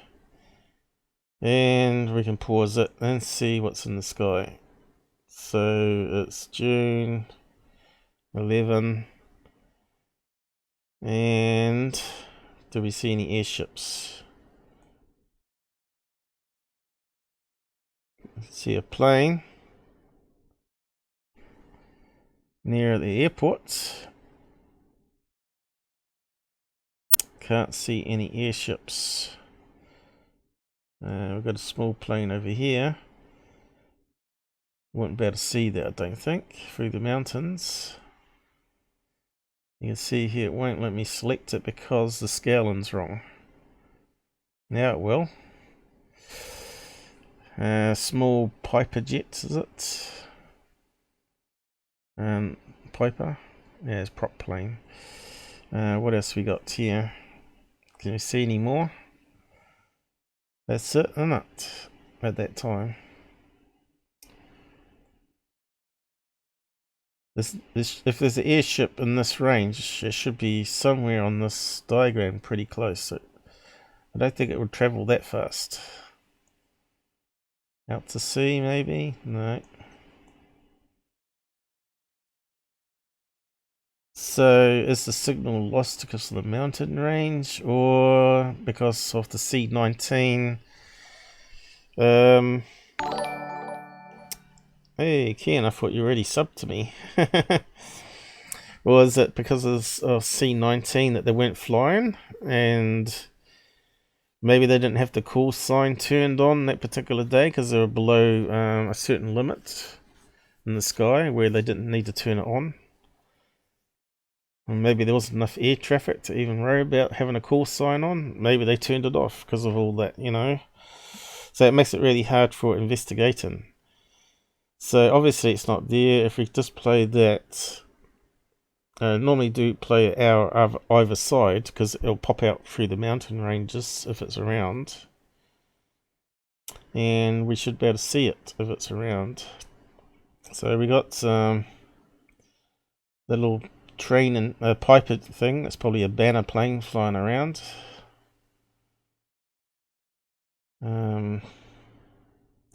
Not much happening where we want it to be. Can't see any planes popping in.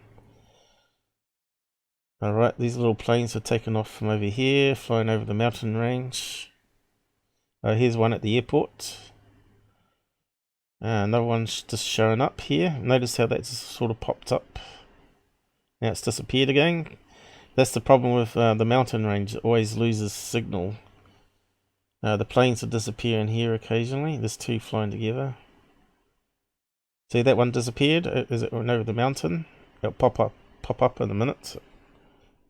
There it is. It popped up again right on behind the plane here. So that's the problem we get with the mountains and radios. Oh look, this one's now going. But it's not a blimp.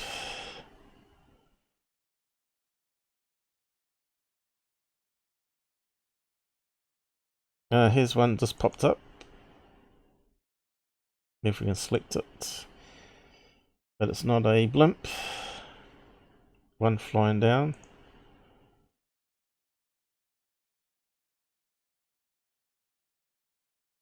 Still no blimps. And what's the time now? 16 minutes past where they sighted it. Plane. FedEx. Parcels. Still no blimp anywhere. Which is a damn shame. Oh, there's a helicopter over here. It didn't select it for some reason. This is the problem with the DPI setting. Won't let me select it in time. Okay. Los Angeles is busy. Another helicopter.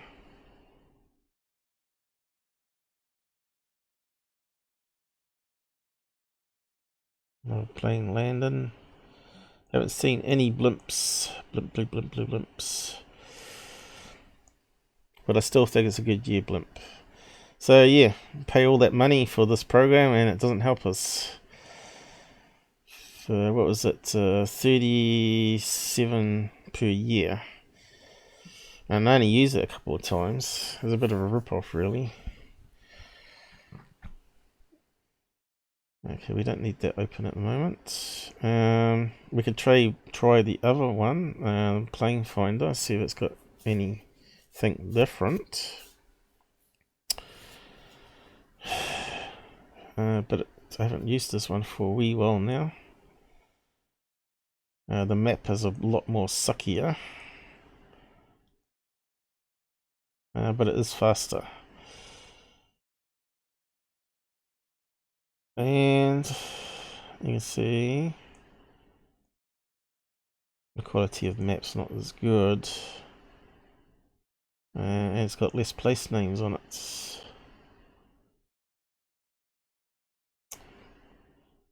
So you have to do your way around a wee bit better, I think. Based on the capitals. So, yeah, where's the playback function on this one?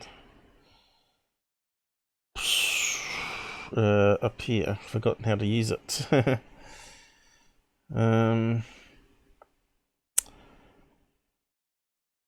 Playback, is that it? There it is. So we want to go to... I like the map. I like how you select the calendar better than the other one. The other one slides up and down. 11 o'clock, that's perfect. 11 AM.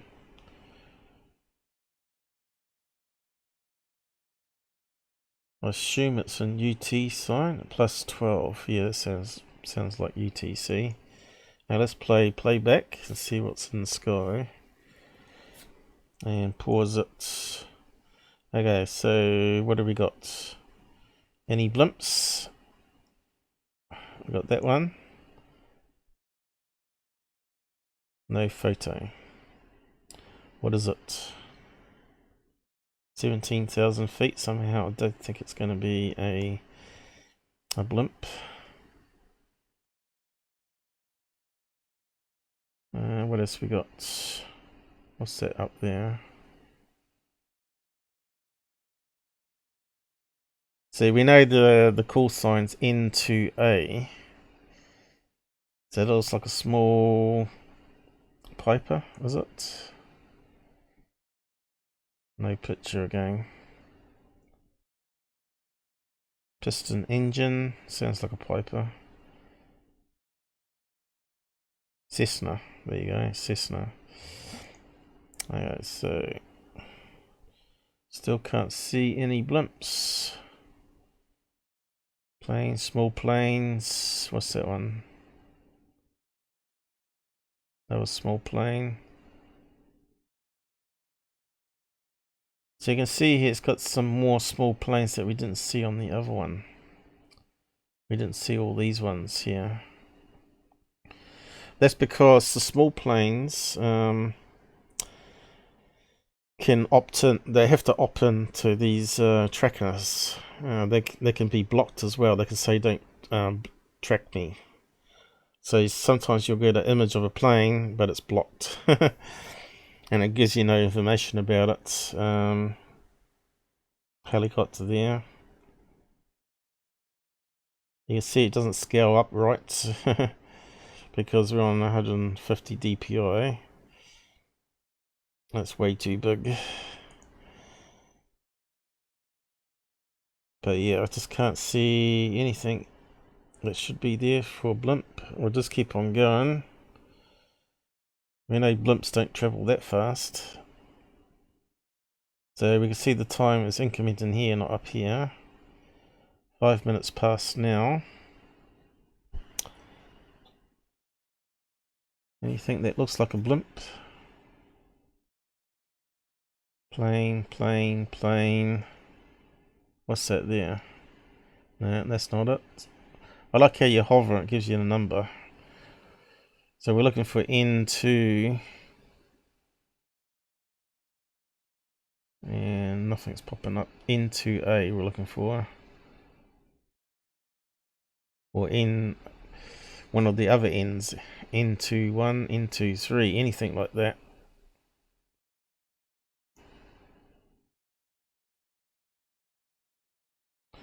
No. No blimps for hundreds of miles. So was it grounded? Or did they just simply have the transponder off? What do they call it? ASD-A or B or whatever it's called. The information. So it's not there. It's not there. What is it called? ADS? ASD? ADS, I think. ADSB. What's it stand for again? Transponder sends out the call sign.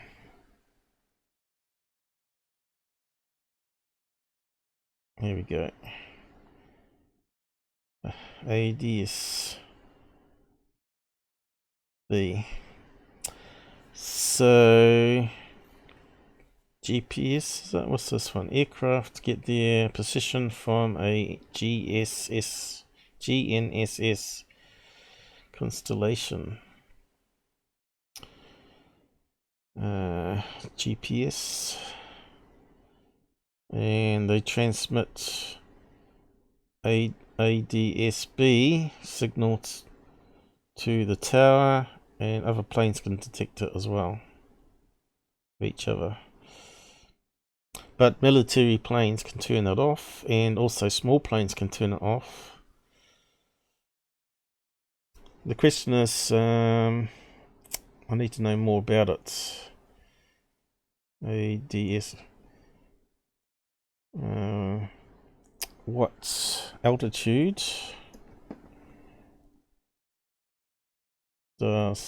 can ASB be turned off. We know military can turn it off regardless, but how about commercial? Turned off is what we want to know. Under rule, ADSB out performance will be required to operate Class A, Class B, and Class C airspace. Okay, so maybe that will have it. Altitudes. Okay, so we know it's going to be B, because that's what most of them use. What does it say here?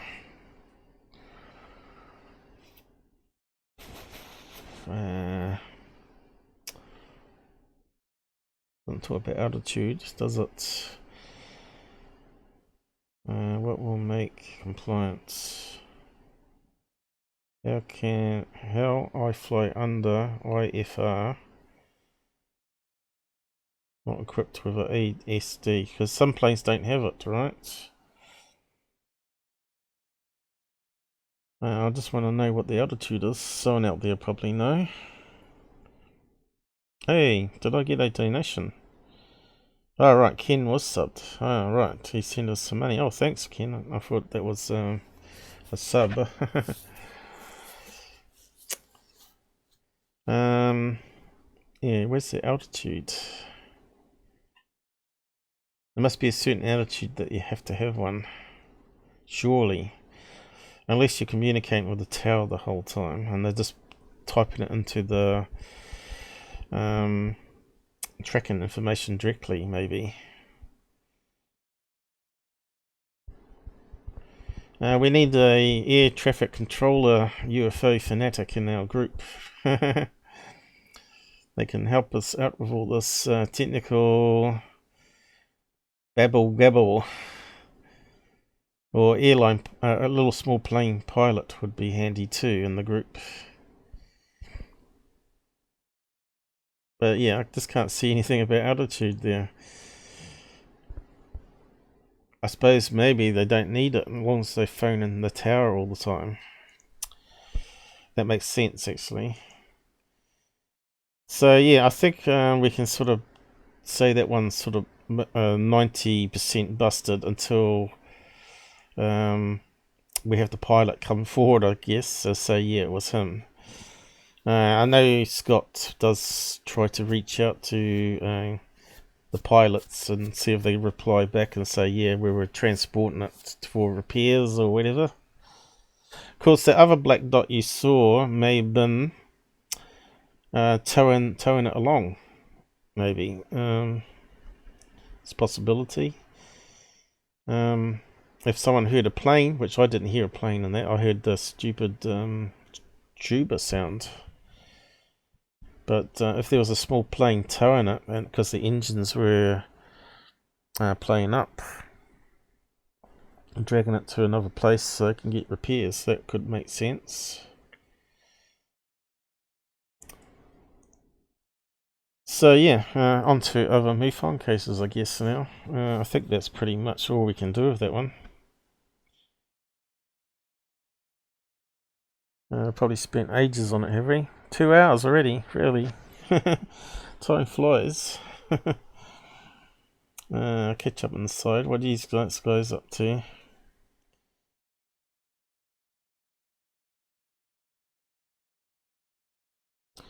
Okay. Do you think writing had a big impact?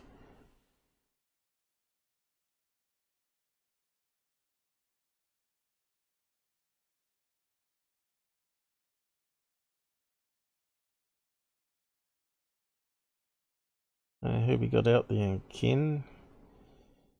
Charles has gone to bed already, has he? Walter, Shelley.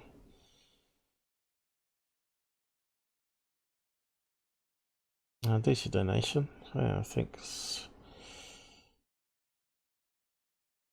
So what's the pound worth nowadays? £2 is almost double. So yeah, if you sell your house over in UK and come over here to live, you better buy 2 houses. You better rent out one and live quite well, actually. A lot of English are doing that, by the way. A lot of them are migrating out here. You get a lot of UK people, South African people, Chinese, and once they come here, they don't want to leave.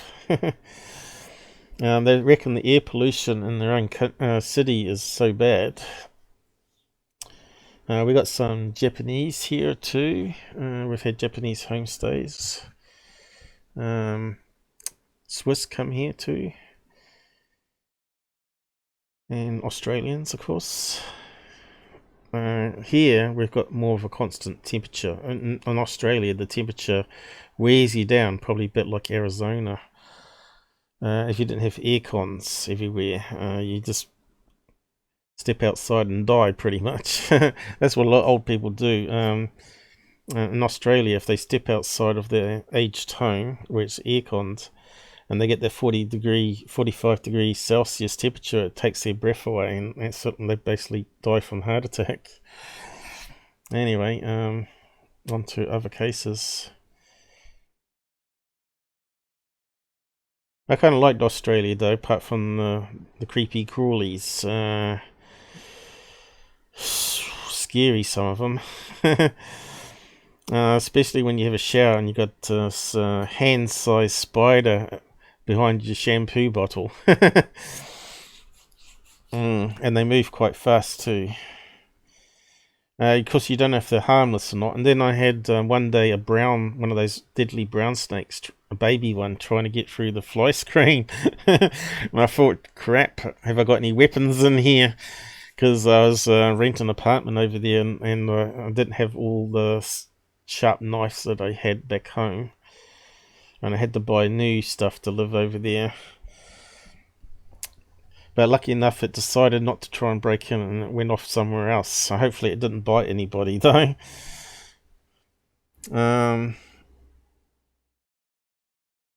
I think Australia's got the most poisonous spiders and snakes of any other country. So, yeah. What have we got here? Long exposure or something?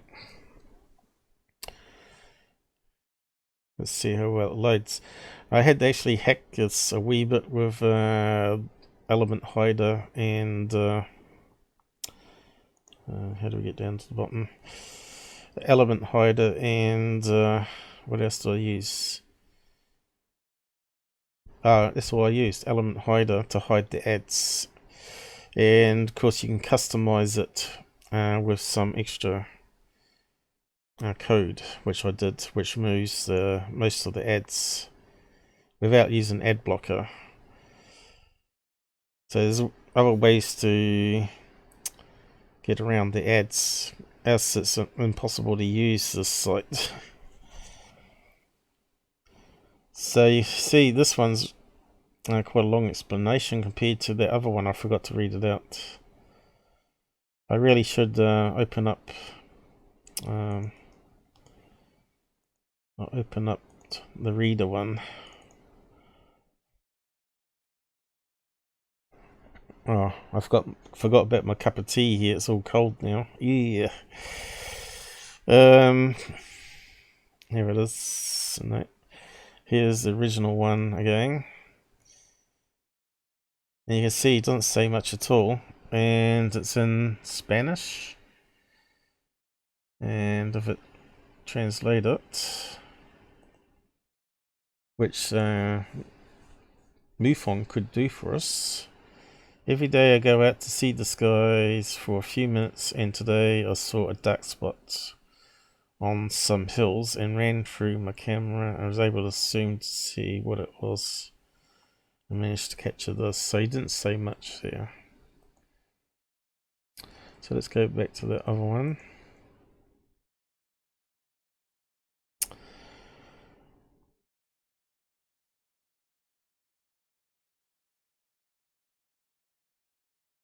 And I'll do that and I'll sip my cold drink. See how it goes. UFO wasn't seen by me, but by my grandma. It all started about 10 to 5 minutes before midnight on Monday, January 6, 20. Duration of event is about 30 minutes. Object did not move. It was stationary. It didn't blink, pulse, or anything. It was all time the same. UFO was huge. It was far away from her, but still seen and photographed well. It was seen little in the air above the forest. UFO was shining brightly. UFO has shape of scythe. Visibility of UFO was good. When looking at it, it was everywhere equal. It made no sound. We don't know if anyone else saw it. Object had no seen surface, only lights. It was night. Then clouds covered up it, but this lights were still seen through. It was really shining with white-yellow light.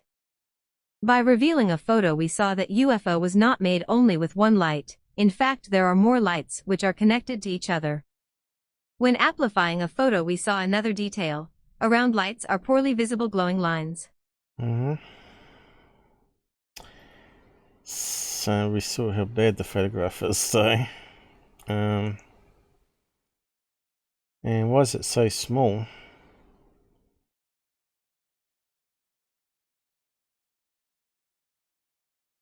And it looks like rolling shutter there or something, or it could be a string of LED balloons, I don't know.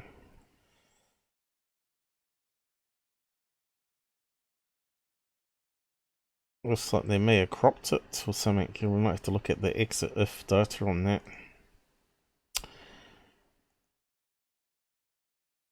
Yeah, looks like they've cropped in. That might be the original one there, 4.3 camera.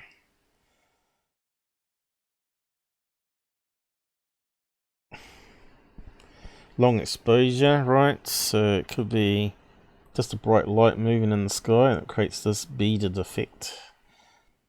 I probably should have cleaned out the folder before I save it, eh? I've got a load of crap in there now, haven't I?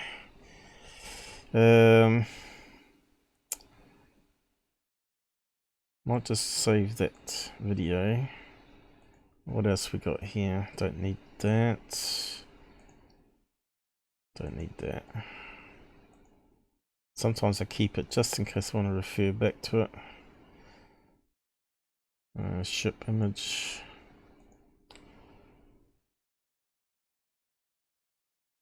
I'll keep snapshots of those.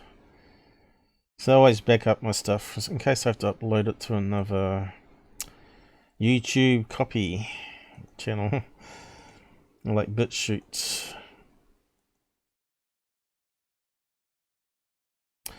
Maybe I'll keep a picture of that one. And I'll keep a picture of the log as well.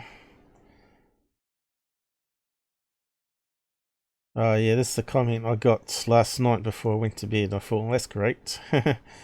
This one here. Nadine, you're the hackers and frauds and going to the police today. Some people are just crazy. Tyler fan, that is.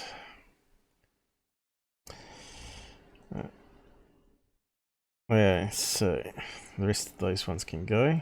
That looks nice and clean. Now let's save the image.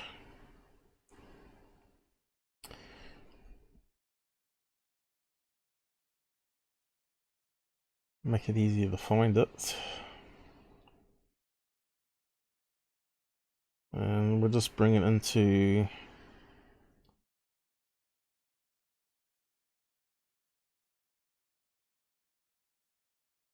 the editor, which has been performing quite well today. It's been behaving.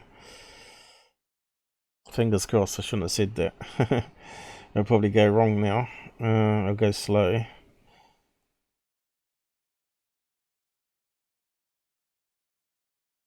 I don't know if we can better identify this or not, but we'll just have a look. Don't we just hate lights in the sky? You know, that blimp one at least gave us just enough information to be able to ID it. Well, here we've got really little information.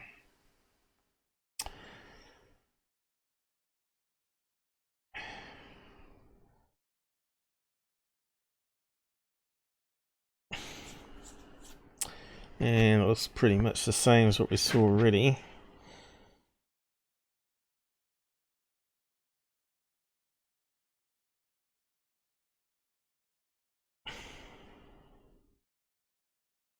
Was it not coming up? Yeah, there's a problem when it's at the bottom here. It doesn't always select it for some reason.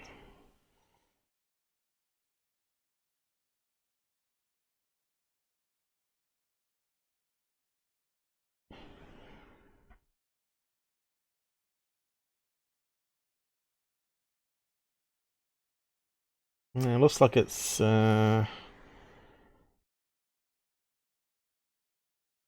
definitely rolling shutter, isn't it? It's a single white blob that's moving through the sky. Must be. It looks like it's faded a bit there. Like maybe it's accelerating, so probably going upwards, accelerating. Or it's coming down and slowing down. There's another possibility. Let's try color swap.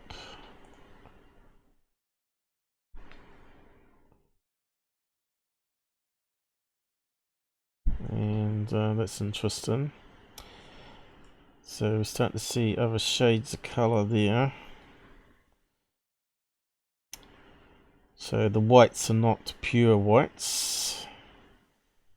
And now we're swapping out the different color whites for different colors. That's not the actual colors, of course, but we're starting to see it's illuminating some of the cloud cover there. See how it's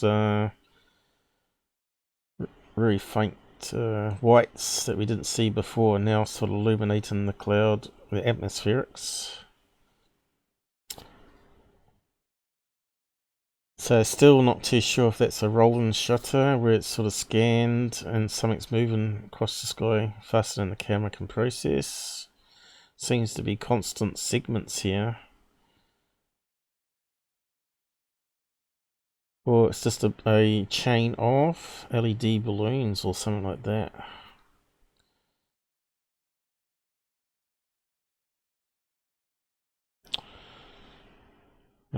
Filters are quite fun to play around with. So, yeah, I'm not sure if we've got any information in the description that helps us. It didn't blink, pulse, or anything. Well, if it's LED balloon, would it be moving fast enough to be rolling shutter effect? Very unlikely. Was it time? UFO was huge.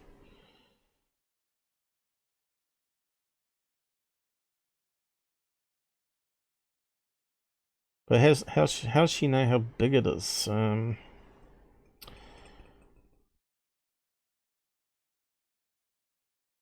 Huge is not really, you know, like 5 meters, 10 meters. What's huge to her? 25 feet. Mothership size, like football stadium size, you know. This is why you'd have to be an investigator and phone up and try and get some more information, because this is very vague, isn't it? White, yellow lights. So we saw that it was different shades of white there, so we didn't actually see any yellow in it, but the color swapper obviously changed it to blues and greens and stuff.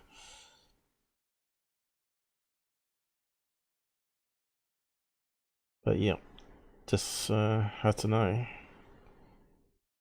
We haven't got a camera, mate, but just have a look at the exit if data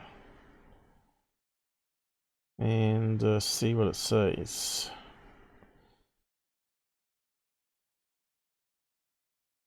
Ooh, cold tea, terrible. Yuck. It's not like iced tea. What am I looking for? That one. The brain doesn't work so good with 5 hours sleep, but anyway. And it's blank. All blank. Which, again, MUFON probably would chuck it out because they can't tell whether it's been photoshopped or not. Probably wouldn't waste too much time on that one. I bet if we plug in a plane, maybe it could be a plane.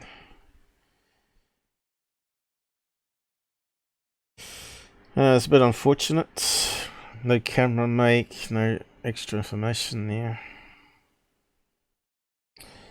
11:30 at night.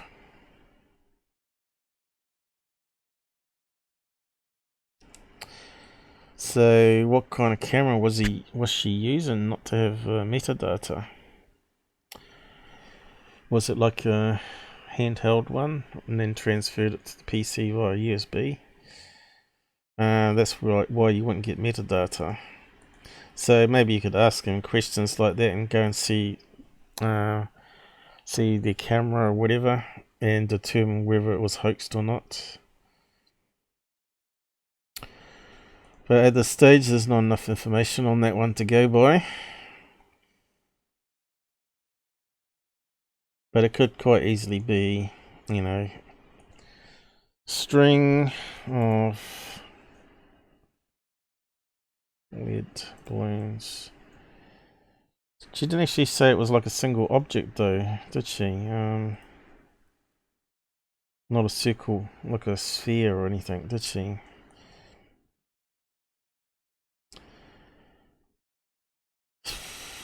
So it'd be something like this,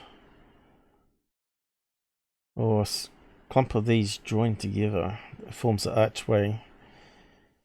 Nighttime wedding.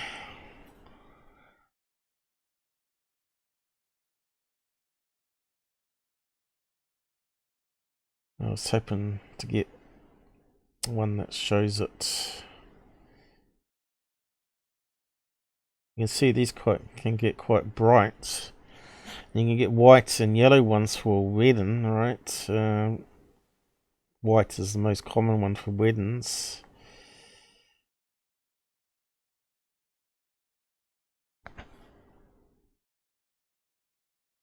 But again, we don't know if it's rolling shuttle or a string of balloons like this.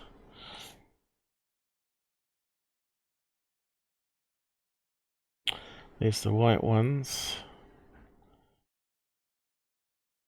The LEDs are quite bright nowadays.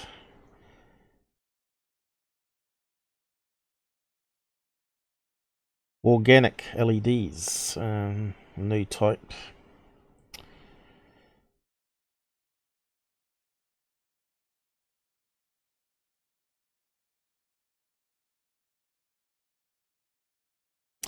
Yeah, it's not much there, is there? So let's look for something that's a bit more exciting.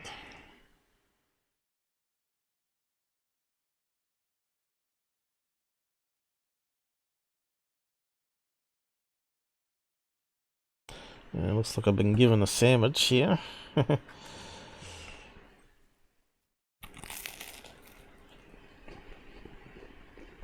It always tastes better when it's hot.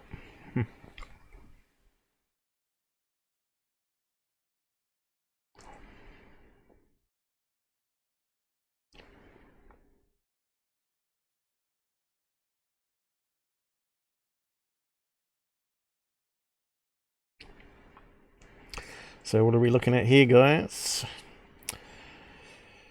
Photographed the wrong way around.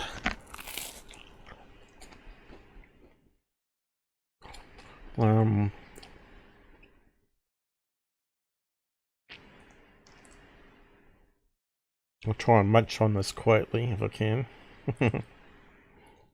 The toasted sandwiches are nice.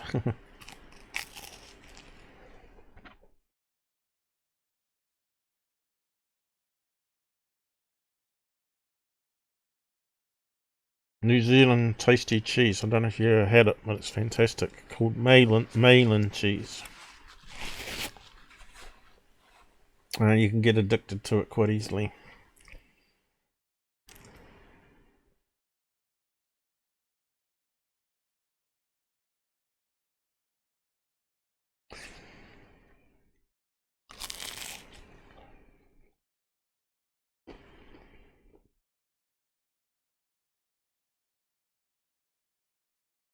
So if you're looking at that, would you say it was a UFO?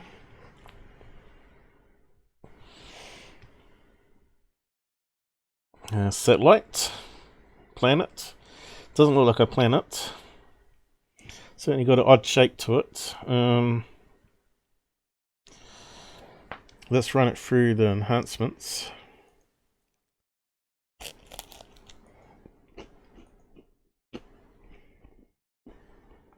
And we'll read it out what it's saying here.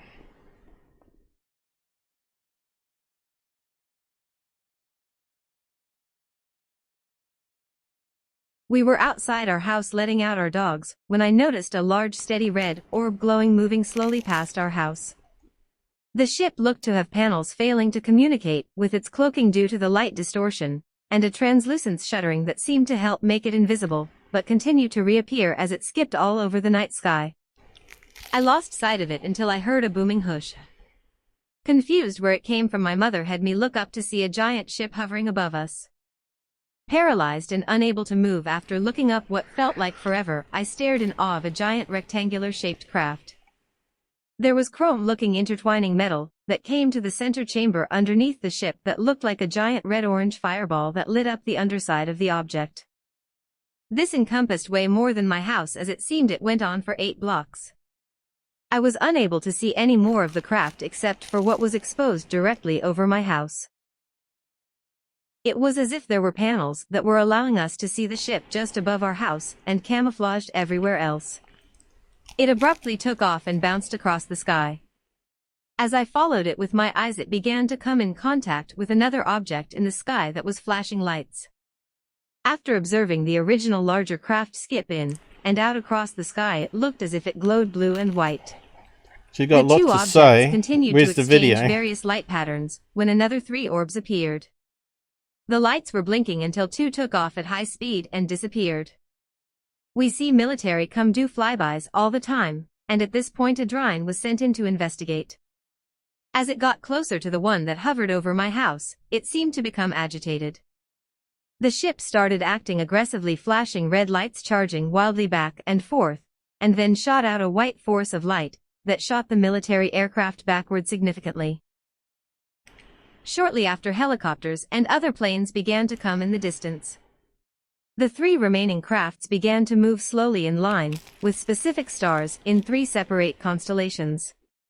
When the military came closer, the lights ceased to pulsate and took the color of the star that it was impersonating in the night sky. After filming what I could in all the excitement, after the big ship left directly above us, I reviewed the footage in slow motion frame by frame, where I captured multiple faces, portals, and screenshots of multiple UFO shapes that flew by my house that evening. After the event, I had multiple dreams where I was being followed by a UFO and finally was confronted by a tall white-skinned female humanoid. The skin was almost abalone-like, where there was an opalescent iridescence. I'm 6 feet 4 inches, and she towered over me about 7 and slender. She walked through a sliding metal door, and when she spoke to me it was in a feminine higher frequency, but speaking in English.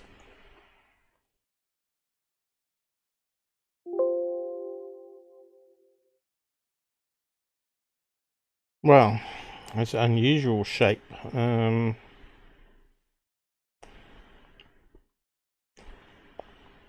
It's hard to know if it's in the sky or a reflection of a window.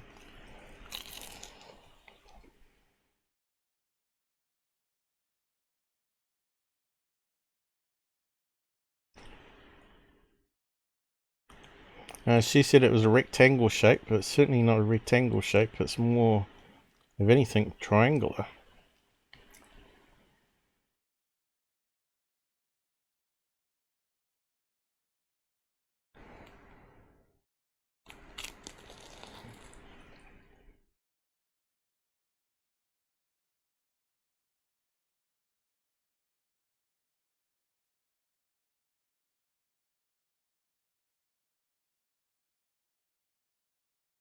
Could it be an LED balloon that's deflated a wee bit? We've got straight sides here. Well, curvy round shape here. I don't think it's some sort of craft, because if it is, it's really strange.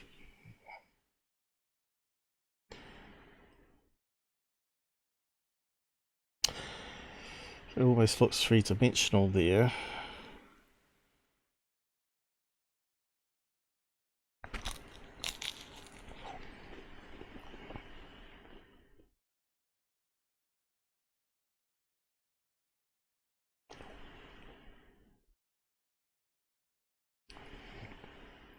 And it looks like the light's creating a three-dimensional pattern on the outside here.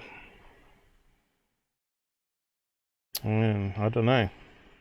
His story doesn't match the picture though, does it? Sounds like a made up story. So much in it, it's just crazy. What are we looking for? What's going on here? Not that one. That's right. I was meant to put that at the front. Alright. No, that's the wrong one. We wanted that one. There, we're getting there. So Florida.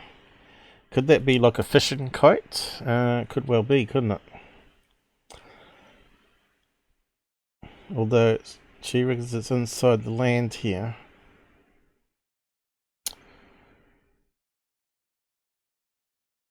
Spring Hill. Could be a church release, you know, like some sort of sky lantern. What am I doing? LED sky lanterns, which are not banned. You can't use the Chinese lanterns, but you can use the LED ones they got now.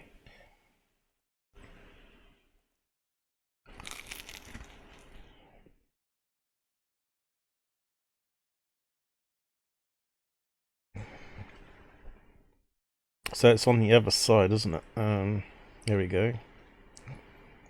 Just looking inside here.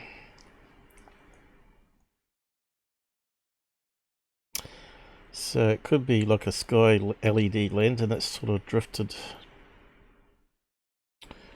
from a wedding party. But it doesn't match his story. That story is just crazy.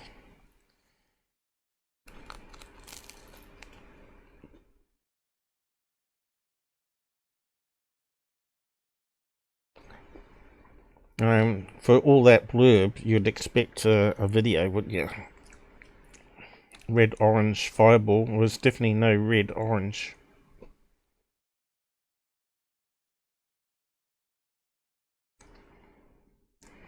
That one, either she's just picked up a random picture to go with the story, maybe. But she says here she's copied multiple faces, portals. She's got everything in here.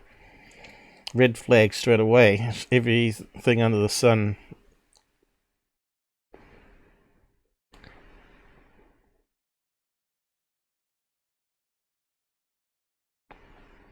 So what do you think on that one?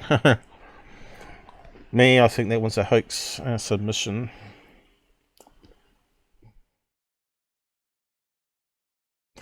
Yeah, I think it's a hoax one. Yeah. It can freeze, I suppose. It's like a video. They make it into a video when you see it your end, probably. I don't know, Google does some strange things.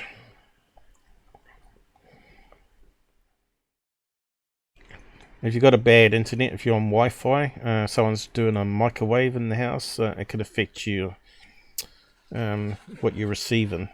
Susan knows all about it. She drops off quite a lot when we're talking on Discord. So that one I'm just going to say is a hoax. Maybe they just released a balloon. Let's see, there might be, let's have a look. what do you call them? The 3D tetrahedron, is it? I'm not even sure how you spell it. Tetrahedron. No, that's not it.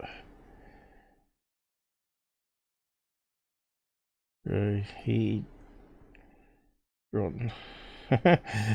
That's not how you spell it. There we go. Tetrahedron. That's the one. Now we know solar balloons have it. Let's type in balloon. It'll probably come up with a solar tube. There we go. Looks very much like that. Because someone made a white rubbish bag one and stuck some LEDs in it. That's very possible. There's one there. Made out of rubbish bags. Looks very similar to what we enhanced there. Of course, someone's got colourful hot air ships, so could it have been a hot air balloon that was passing in the sky? That could explain the orange and yellow from when they do the burning. That lights up this whole thing. So maybe they saw an airship. Well, not an airship, a hot air balloon drifting past. Nighttime thing. What time was it? Oh, I closed it down now, but yeah, sure enough, there is all sorts of crazy hot air balloon designs. Look at this one. Solar tubes, look at that one. That looks very close to what she was looking at. That's a hot air balloon. Had that exact same shape almost, didn't it?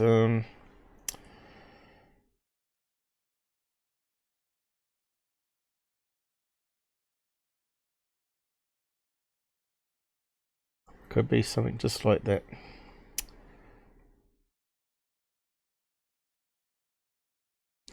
And there's another one, solar tube.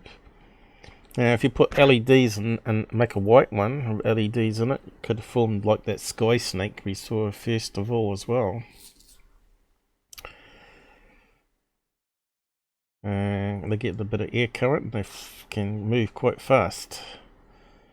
You can see they can be really big or they can be really small, see? Yeah, it's amazing what's out there. Anyway, on to the next one. How are we doing for time?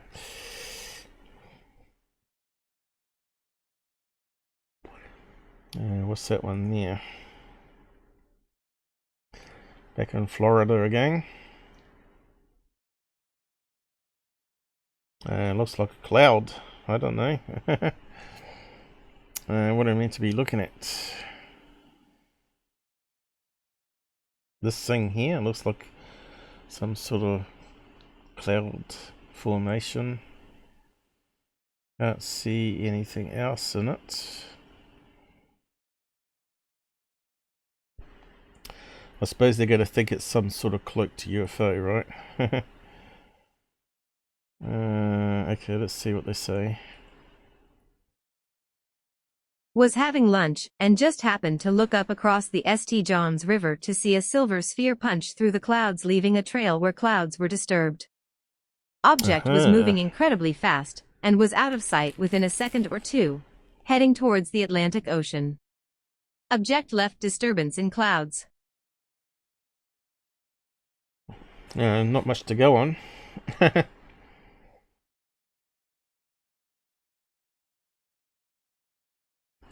So where's the hole punch? I can't see any circles.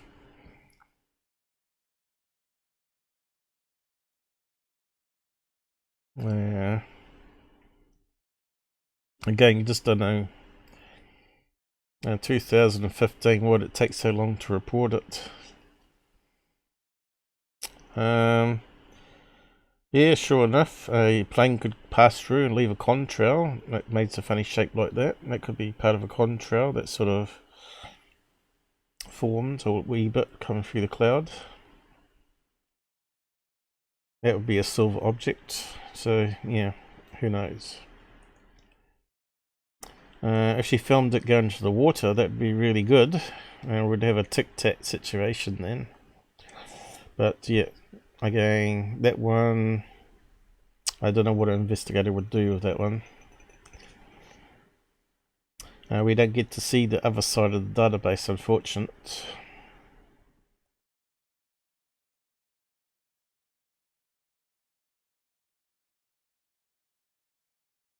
Where was that other one?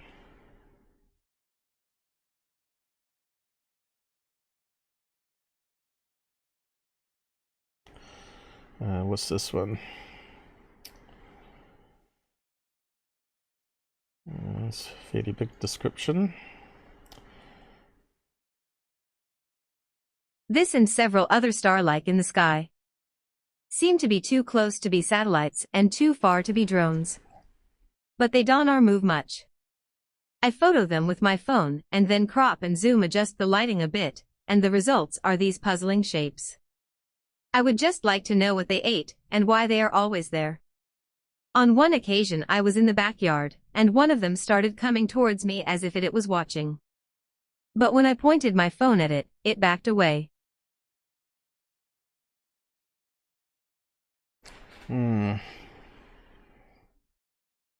Star-like.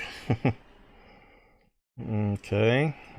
So she's not using any off the mobile apps, right? In the heavens above. That would help.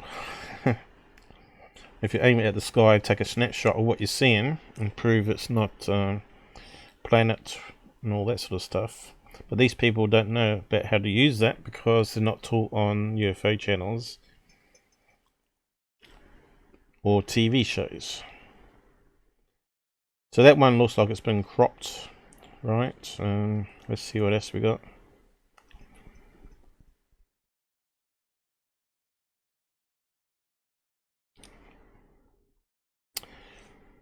Looks like it's various artifacts in it. Motion blur, right? Motion blur. And that I don't know. Out of focus, maybe? And in focus.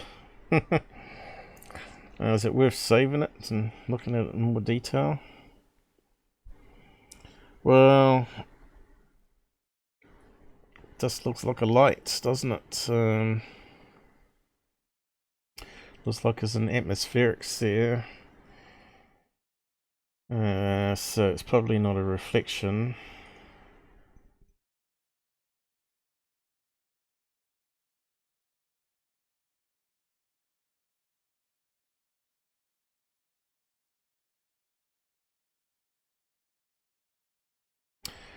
So these LED balloons cause a lot of problems for investigators. They get more and more common. And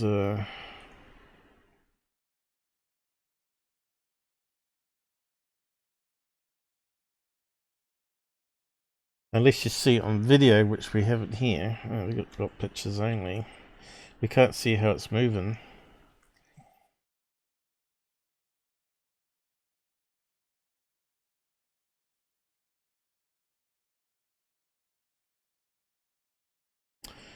It's starting to glug. Starting to slow down. Okay, so now we can start to see the clouds. Certainly looks like it's got some different brightness of colours here because it's changing reds.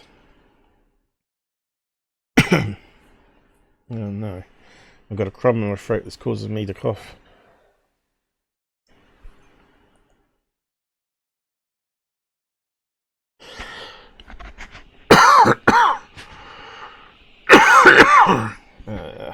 Damn it. I might have to eat the rest of that in a minute. So, as long as it doesn't glitch right there, to get some fine adjustments on it. I think you might have to zoom in on it. It kind of looks like a lead balloon again, I'm afraid. Yeah, it's glitching, look. damn thing.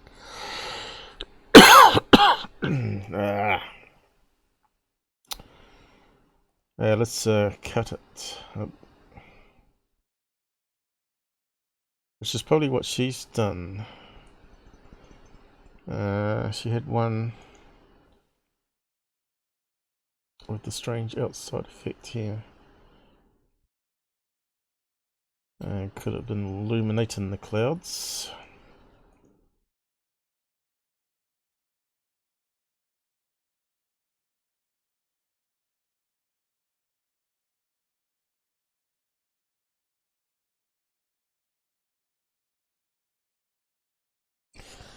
$12.80. So this looking like a sphere now, isn't it?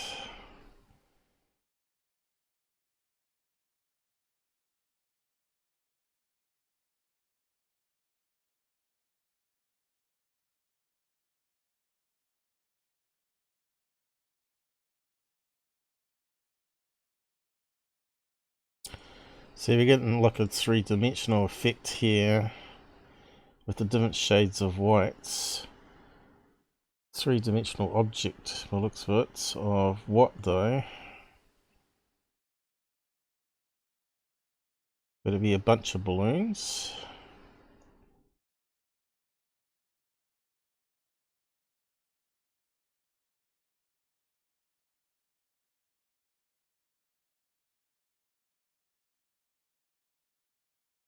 It's a strange effect there of the colour swaps.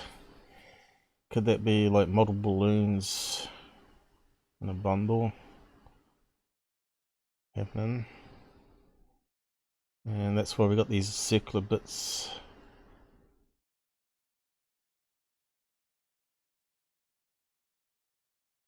The big balloons that are sort of further away.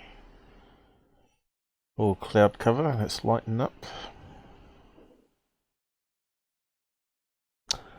Does look quite bright, doesn't it? Like LED balloons.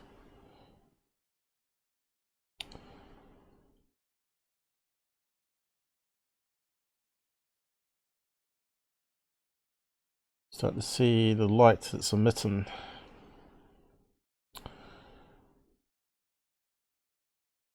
If that was a UFO, it certainly is a strange shape.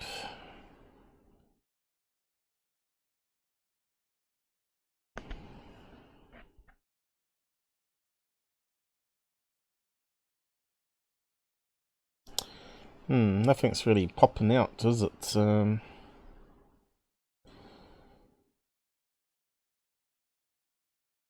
Could be a deflated miler, not a miler, deflated character balloon of some sort. Could it be like a star balloon that's sort of crumpled in? Yeah, I just don't know about that one.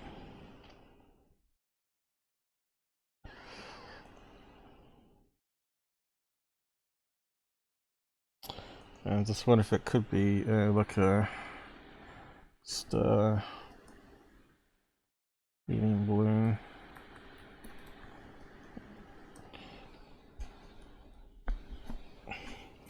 That's deflated a wee bit. Not something like this here.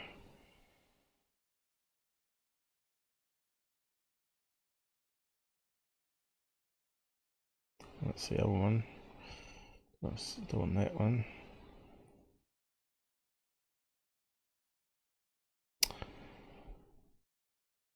I think probably also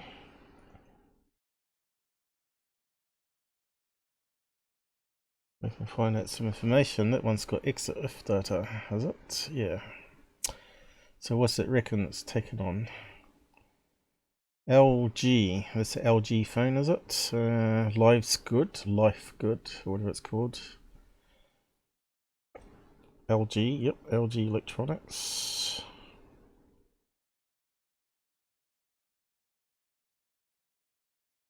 So we know it's a real photograph. It's got the metadata there.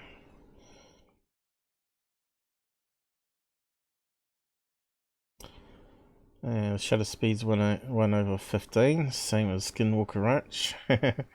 Not the best. White balance auto, so yeah, it's going to be overexposed. Which is what we're seeing. We're not seeing any details apart from lots of light.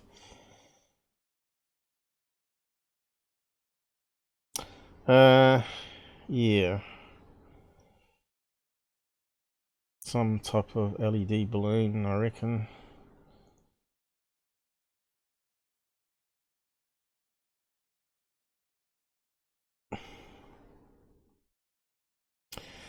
Star-like, she said here. Seem to be too close to be satellites.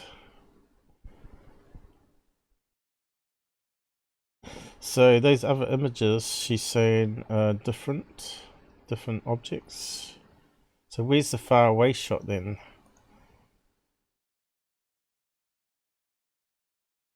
If that's a different object, but it looks like that's got slight motion blur. See, again, it looks like an LED balloon, doesn't it? So it makes you wonder if it's like 4 different LED balloons. One's a star or a pentagon shape. One looks like it could be a blue one. Let's have a look at that one.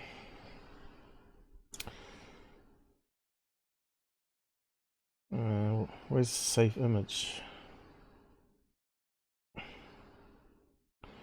Oh, it looks way too small though. She must have cropped it. Save image. She's mucked around with it, I think. We'll look at the metadata once it's saved and then we'll know.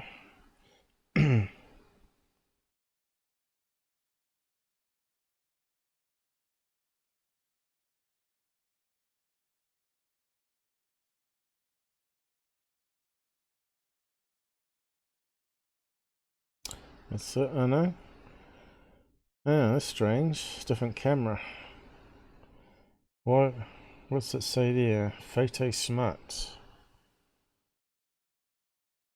Does she say there was multiple people taking photographs here? So that's a bit suspicious. If it's not.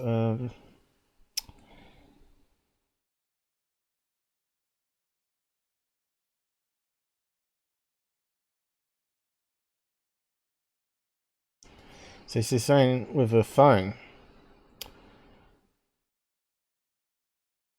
Is this a fake? Is it? Let's see. We've got 2 different phones if that's the case. She doesn't say when I pointed my phone at it. She's not saying she's using multiple phones. Hello, we've caught you out. We've caught you out, you liar.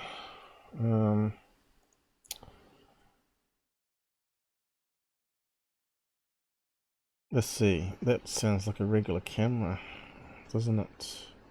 HP Photo Smart. Doesn't sound like a phone.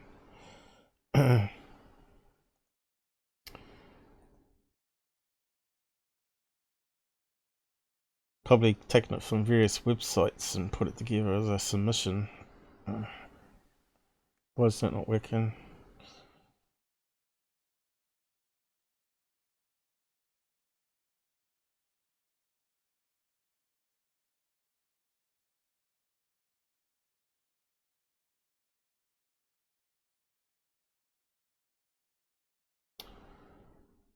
Well, that's great. We don't want pictures, so we want to see what it looks like. Oh, here we go. That's definitely not a phone, is it? We caught them in a lie here. She didn't say she included photos from everybody at a party. So yeah, that's sort of red flag straight away. I think the other one is a phone though. Blue. That one. Copy. I think that might be a phone though.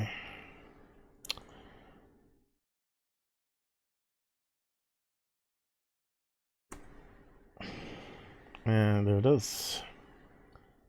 That's a phone indeed. So why have we got one from another camera?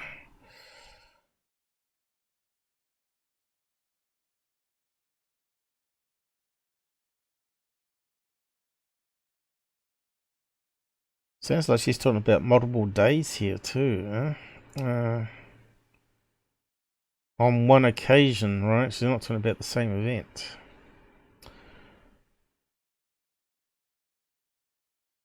Again, she's talking about phone. Yeah, I think this is a collection of stuff. And wherever this is, let's have a look. You can see why probably investigators get frustrated. They're not telling the full facts. And they don't realise they get caught out. And that to me looks like one of those NASA space images, right? Where they've scanned it in on a slide and the emulsion's peeled and it creates these blue, well, these bright blue bits on the thing.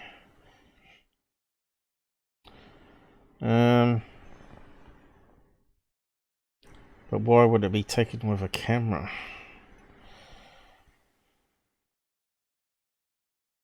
Sort of weird. Could it be one of these LED, what do you call it, Chinese lanterns? Let's have a look.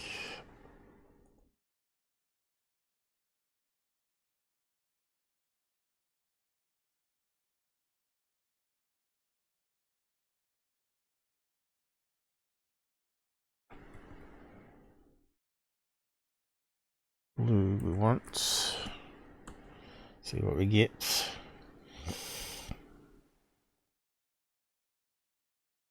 I want the square ones.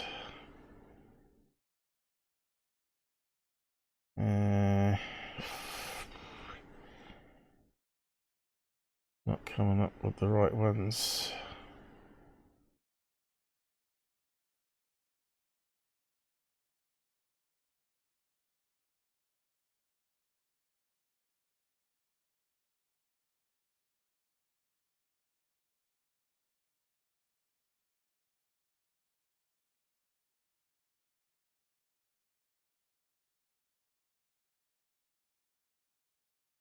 Certainly the right colours there, you know, the LEDs, the blues.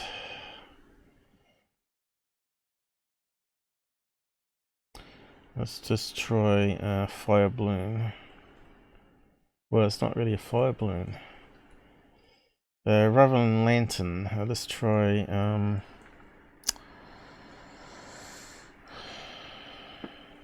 sky lantern, maybe. Because they have lanterns that dangle as light fixtures. So I suppose it's going to get a bit more confusing. So it has that sort of shape to it. Kind of square, tapered.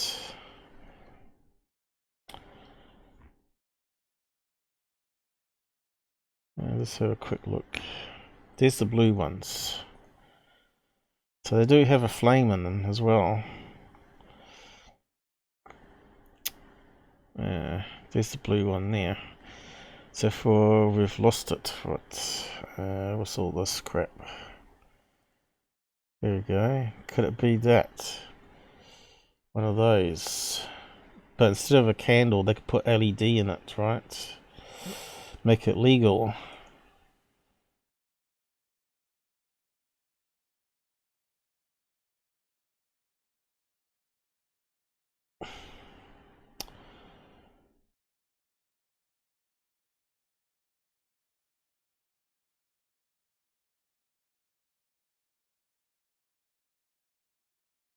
Why is it not selecting it? What's going on, Houston? So you can see here it's dim at the top here, it's brighter in the middle. And here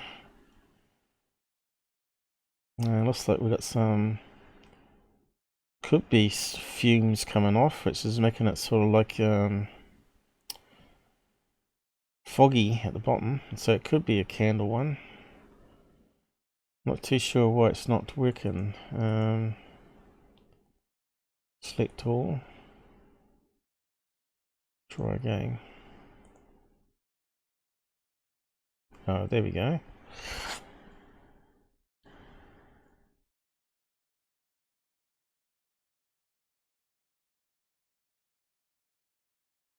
Does it look like a hole? A circular hole at the bottom there? Well, it looks like it, doesn't it?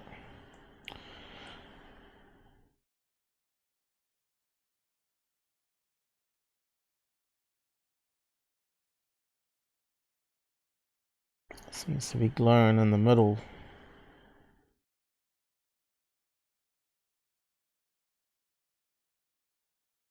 Yeah, it's glitching. When it starts glitching, it's almost time to go. Yeah, it's definitely like glowing around this area here. Which is very similar to these. Let's see if I can get that better.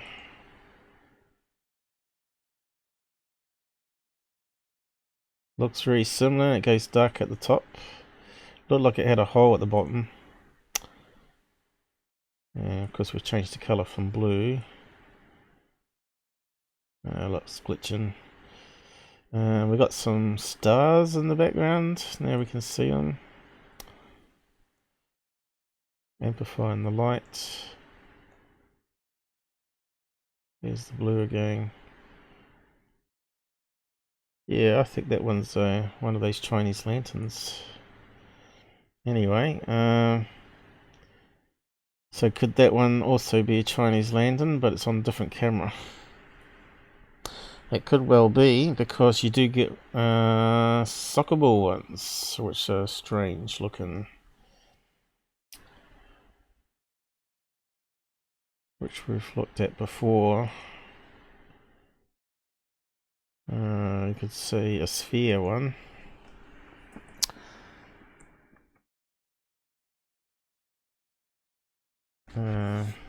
Like one of those.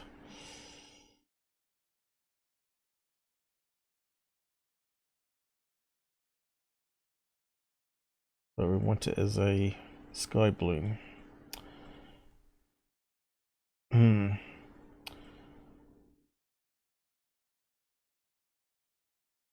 There's round ones, but I think they're coming down from the roof. I know they have got ones that are round with a hole in the middle that lifts them up. Probably won't be able to find it. Oh, here we go. One of these ones. Look like a soccer ball. Could be that. And the outside of it here could be atmospherics or some flame smoke coming off it. That's sort of lingering around the object. So it could be one of those various sky lanterns. Anyway, probably the best I can do on that. Not a UFO. Her story is dodgy.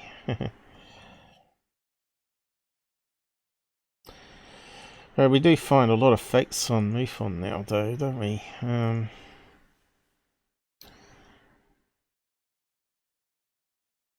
That one looks kind of boring. Let's see if we can find something better.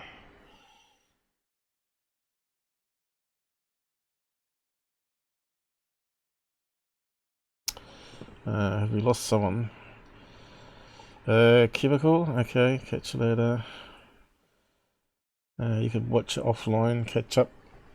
Like I said, my debunks are long-winded, as you can see, because you just can't rush into it and just say, yep, that's a UFO or whatever. Oh, into our list. There we go. So you get a plug. If you donate, you get your name on the screen until it scrolls off. We're not that busy, so it stays on there probably a couple of weeks. But one of the benefits of donating. And also Patreon comes up here as well.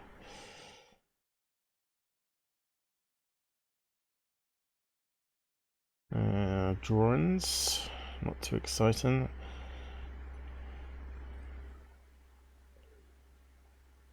Looks like an orb. There's the sun, there's the lens flare. Suppose we can have a look at that one. See what they're saying. Got a video. Is it inside a car?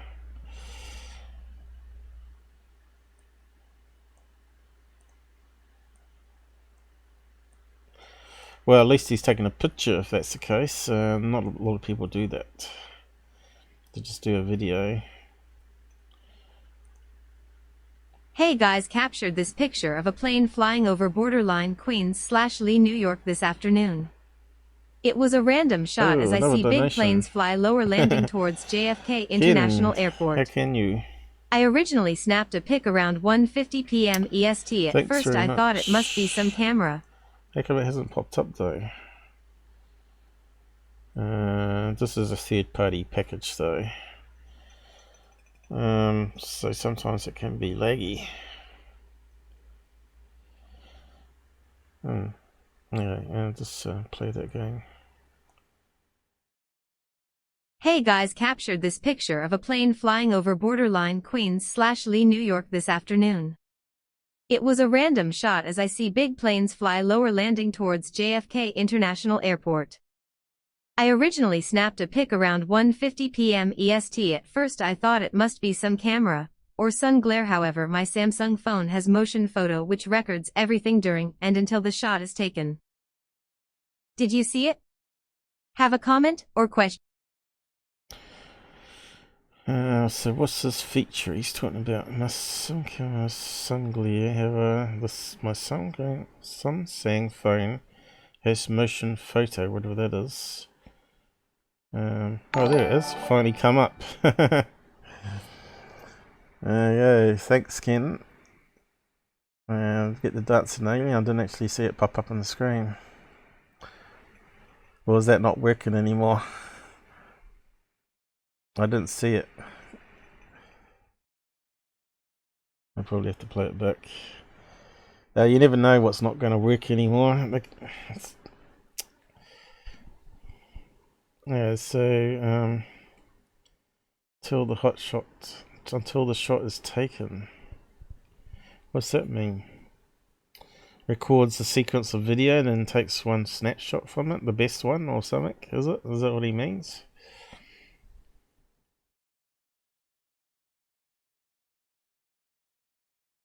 Well, obviously it's going to be lens flare, isn't it? Never aim your camera at the sun. That's a bad thing to do. Unless you got a filter on the front.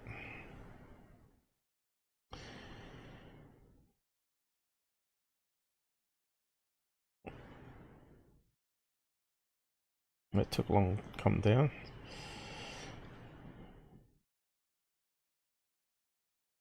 And there you go. Nice little pattern in it.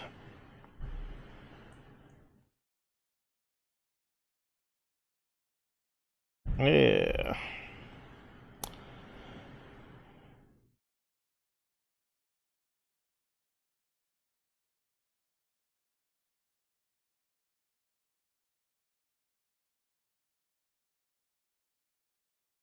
I bet the video we see better.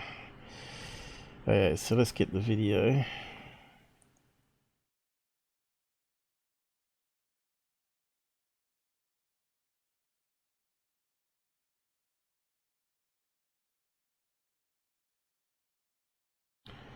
Is it done already? Can't be much of a video. Let's see what happens.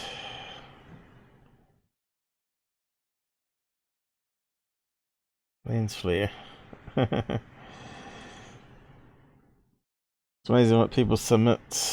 So is there anything else? Maybe we're just overreacting here. Maybe there's something else that we're missing.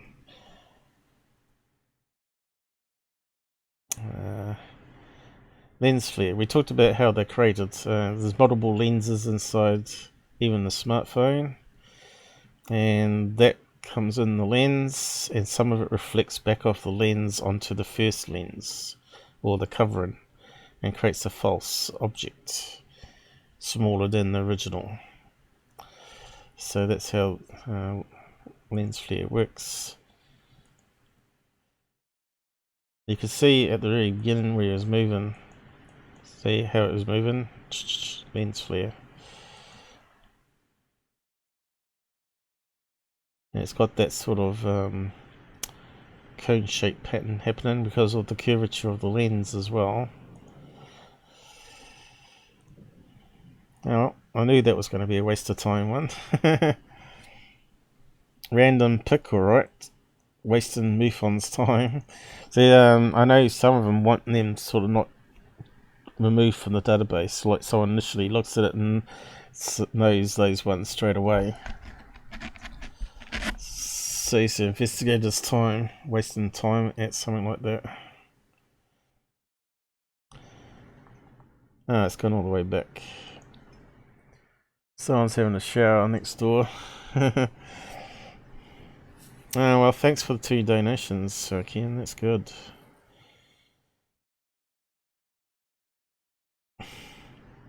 We've certainly got lots of bills to pay. This one here is what we were looking at last time, the strange shaped cloud of some sort. Let's have a closer look at that one.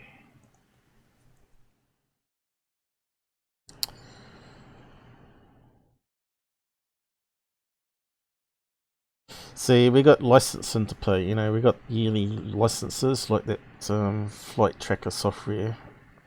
You can only get free access to last 7 days, but if you've got an old case, you have to buy a license to be able to go back a year. Everything costs money, you see. It's not all free.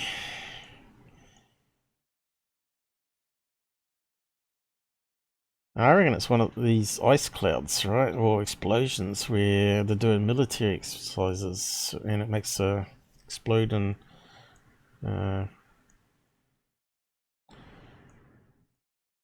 what do you call it? Fume cloud.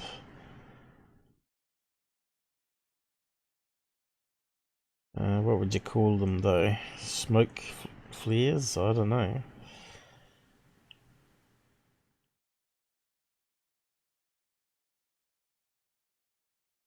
What was his story on that one? Again, I might just get that one too.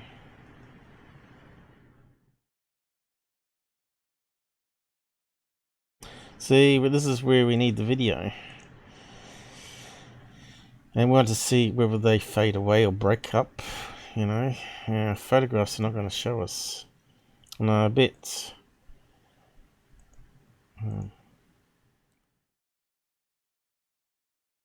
one's a digital soon by looks of it, is it? Make Google.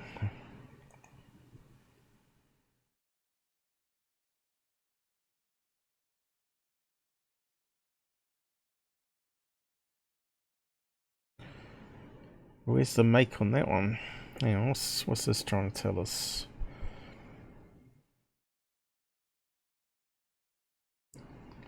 Exposure program.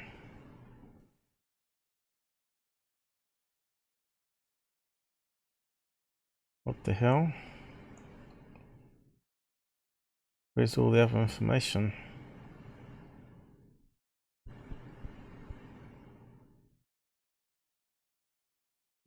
Oh, down here. Make Pixel 2 camera. You guys heard of one of those before? Pixel 2.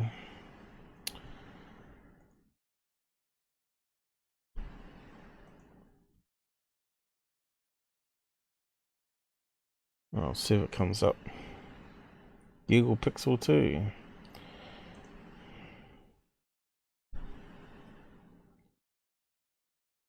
Ah, it's a phone. Strange name.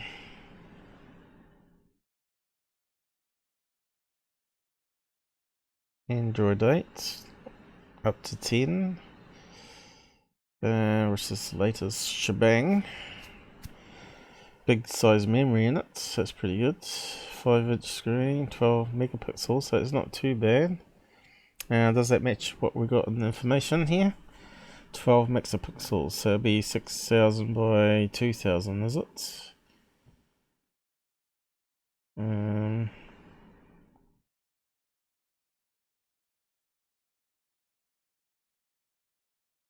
4000 by 3000 multiplies those numbers together, gives us 12 megapixel, so it matches up. So they're legit photos. Unfortunately, it's not a video. 4000 image width. Why is that smaller? Because he's zoomed in. Digital zoomed it, you see. So that's digital zoom, not optical zoom. So it's actually cropped it and zoomed into the picture, so that makes it less useful for us. So we just normally put that into an editor.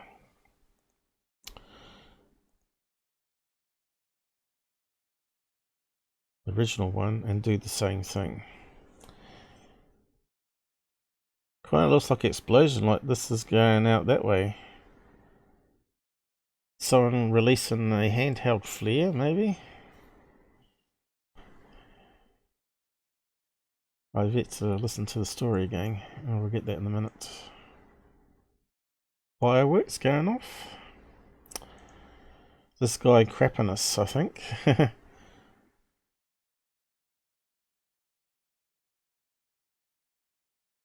Could it be a reflection on a window even? Is that reflection I see here?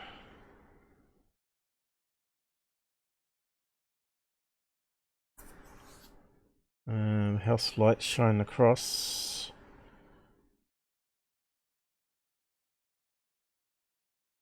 Flat roofs in the desert because I don't get snow.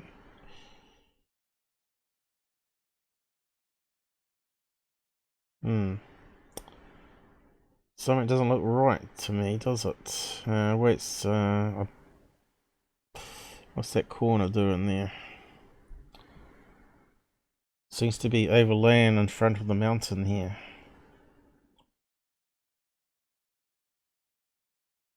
Kind of looks like a firecracker going off. So what did he say it was?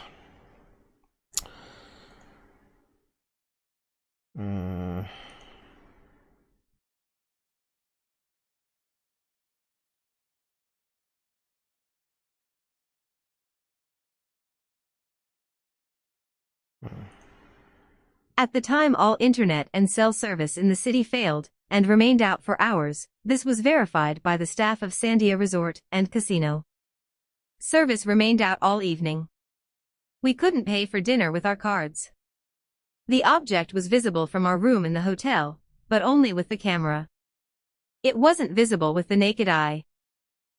Did you see it? Have a comment or question? So what do you think on that one, guys? Kind of sounds a bit suspect to me. Again, all power gone, and yet we see in the photograph clearly that's not the case. House lights, right? And the roof, obviously a light out here, lighting up the roof. Definitely house lights over there. Is that some sort of convenience store there? What else we got here? Oh. Was that a swimming pool or spa there? Was it on the roof? Sandia. Whatever that is. Resort. So what are we looking at? Could it be inside the room, reflecting off a window? See there, it looks kind of like it's through a window. It looks like a reflection.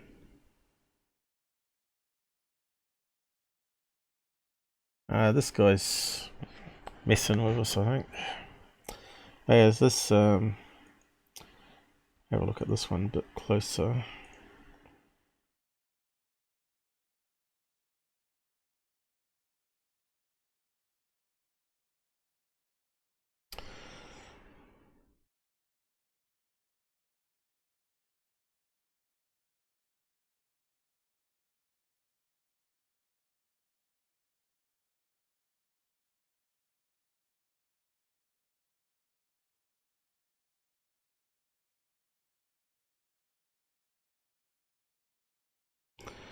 Something happening here.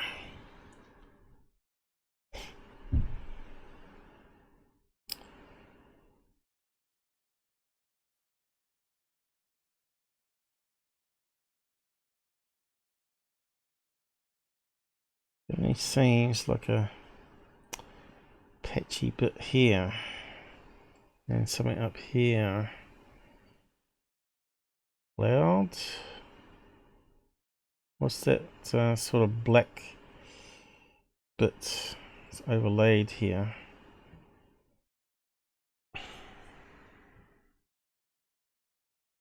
And what's those little white blobs on showing up here in the image? Could that be like little specks of light on glass? But what would cause that pattern of lights if that's a reflection? I reckon that's fireworks going off, you know. It's this side of the mountains, obviously.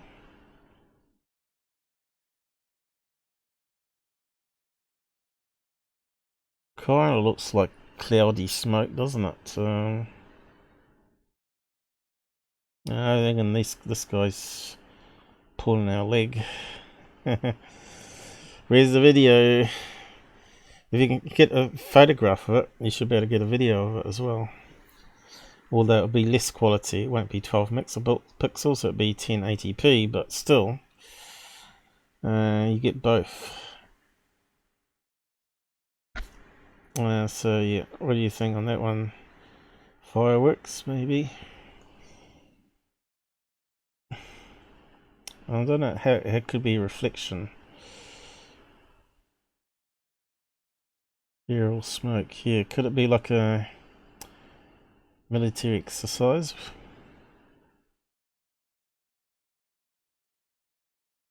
And what was the location?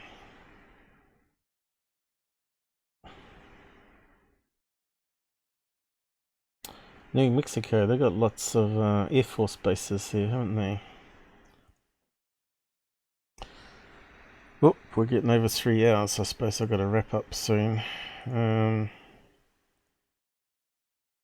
Again, we can only do like 4 or 5 cases in 3 hours. It's just ridiculous, really. It's really time consuming.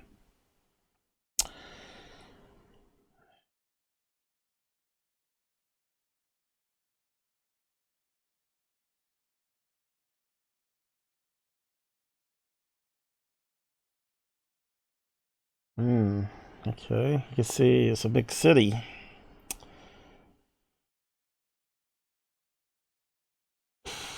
And they like lighting things up with different colours.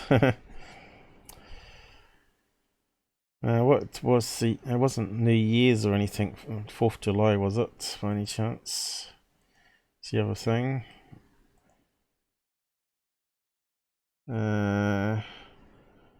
25th of December. It's fireworks, Christmas Day, isn't it? Yeah, there we go. And it's just getting into darkness when people start letting off fireworks. That little dirtbag, they knew it was fireworks. Well, at least we can suss it out with analysis. So, where's this place he was at? There it is, over here. Sandia Park. And they let off some fireworks. Rat bags. I hope MUFON catch that one. They're probably just testing this out, maybe. I don't know. So far we saw, what, 3, 4 hoaxes, you know. It's sad, really. Another day, we'll look at some more. We got Robert with us tomorrow. Not too sure if he's posted anything on Discord yet, has he? I'm not sure if he's with us still, or drinking, or what. Can't see anything posted. I was going to read out what we're going to do tomorrow. It doesn't look like it.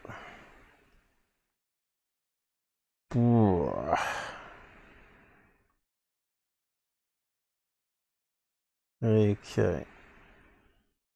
Come on, Robert. Get it up. Anyway, I better wind down. Close all this stuff down.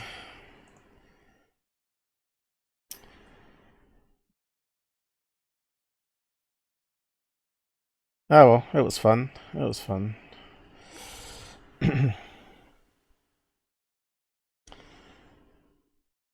Old CPU's clocking a wee bit there still. It's starting to cool down now. I've closed down the editor. Yeah, we need faster computers. They're not cheap either, the cutting edge ones.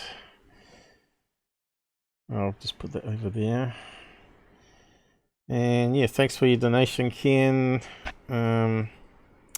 Susan, thanks for helping out. I haven't actually checked out all the comments there.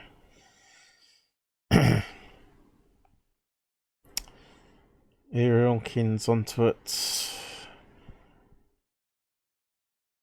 I'm not sure if I saw Robert on the side at all. Did he show up? Joe, is he still here? How's it going? Chemical, I think he left. King, not sure if I've seen you around before. What sandwich is that? That was tasty cheese. New Zealand tasty cheese.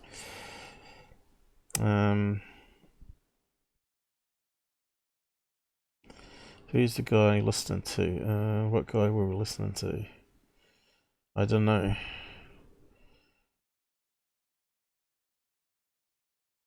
Was that Lions Ground when I was playing the audio interview that he did?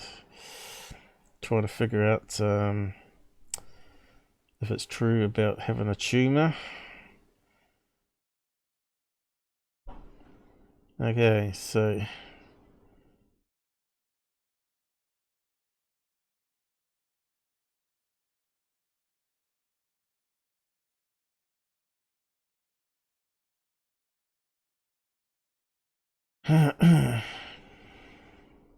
yeah, if I go on his side chat, I get hounded.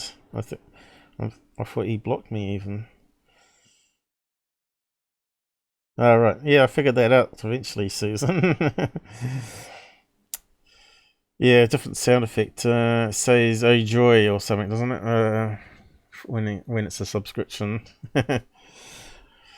And a sound of tinkly money for the other one. But yeah, my brain's still tired, so it takes me sometimes to figure it out when I look at it again. Anyway, better wrap up. I didn't do my UFOs flying across the screen. Shall I do that? Shall I do my core bell one? The plug. Let's see how that goes. Hey UFO peeps, this is Corbell, the greatest UFO filmmaker of all time. Hey UFO peeps, this is Corbell, the greatest UFO. Hey UFO peeps, this is Corbell, the greatest UFO filmmaker of all time. Since filming with Bob Lazar, I have had to change my identity to Jimmy L. Dummel. You can call me Dumb for short. I did this super great movie called The Skinwalker. But really it was 99% Nap's work repackage. Hey. Anyhow, I just have to shameless plug the best UFO channel on the web, the Out There channel. So show him some support. Just simply giving a thumbs up for a like on today's show helps a lot, in posting comments on videos and watching some of the older videos. And if you're loaded with cash and like to help cover costs and buy new gear to keep the channel going, I show you how to find the links now. Visit his About tab. There you can find his direct PayPal for one-off payments, or his Patreon to be a monthly supporter from as low as $1. And if you like his cool logos and funny artwork on a tee or hoodie, there's a merch link. I love that back graphic for Black Ops logo, recently added. Also watch out, to moderator in the side chat will post some quick links for you and other useful stuff from time to time during the live events.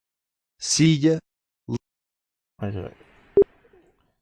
So yeah, there are the links there on the About tab that you can find, and also links to our group, Discord group. Ken's there, I think. Robert's there, Susan's there, Shelley's there. Who else we got there? Plex is there, although I haven't seen him on the side chat today. Who else? Ron, which I haven't seen today either, is there, and a couple others that don't talk much. But yeah, more people joining, more people posting stuff there on UFOs. So that was the UFOs flying across. I'll just wrap up now. Alright, I could set you on fire. Haven't played that one for a while. Terminator music one, was it? The Nazi UFO coming in. He's going to terminate the side chat.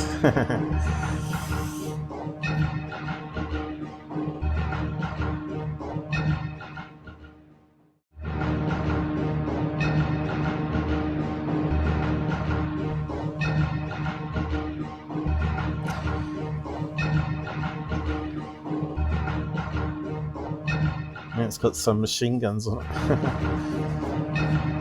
I don't know who did that, but if you ever made that model, let us know and I'll give you a plug to your graphics page.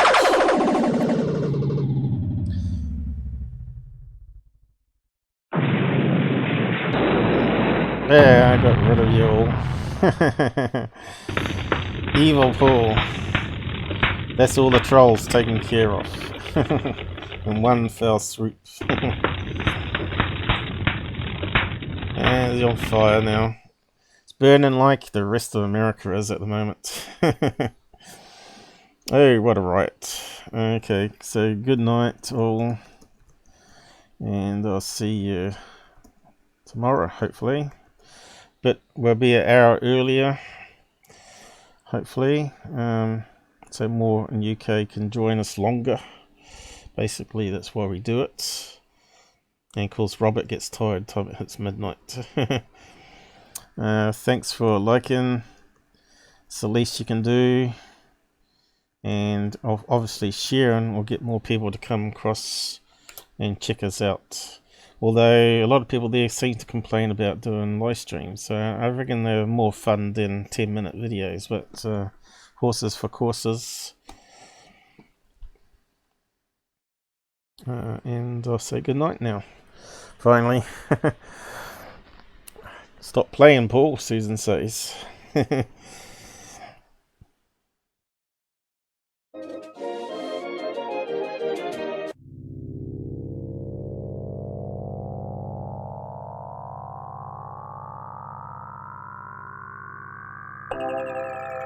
going to hyperspeed. Now we're heading into the Matrix. Have you taken your red pill today? I hope you have. Yeah, we're shutting down the studio.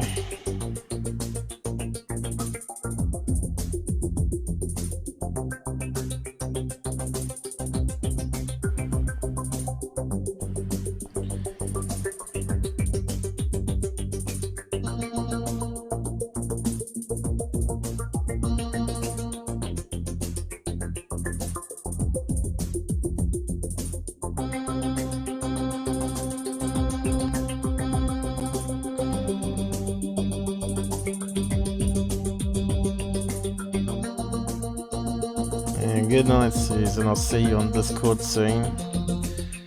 Head on to Discord. There's after show probably. You can talk to me while I'm sort of wrapping up for the day.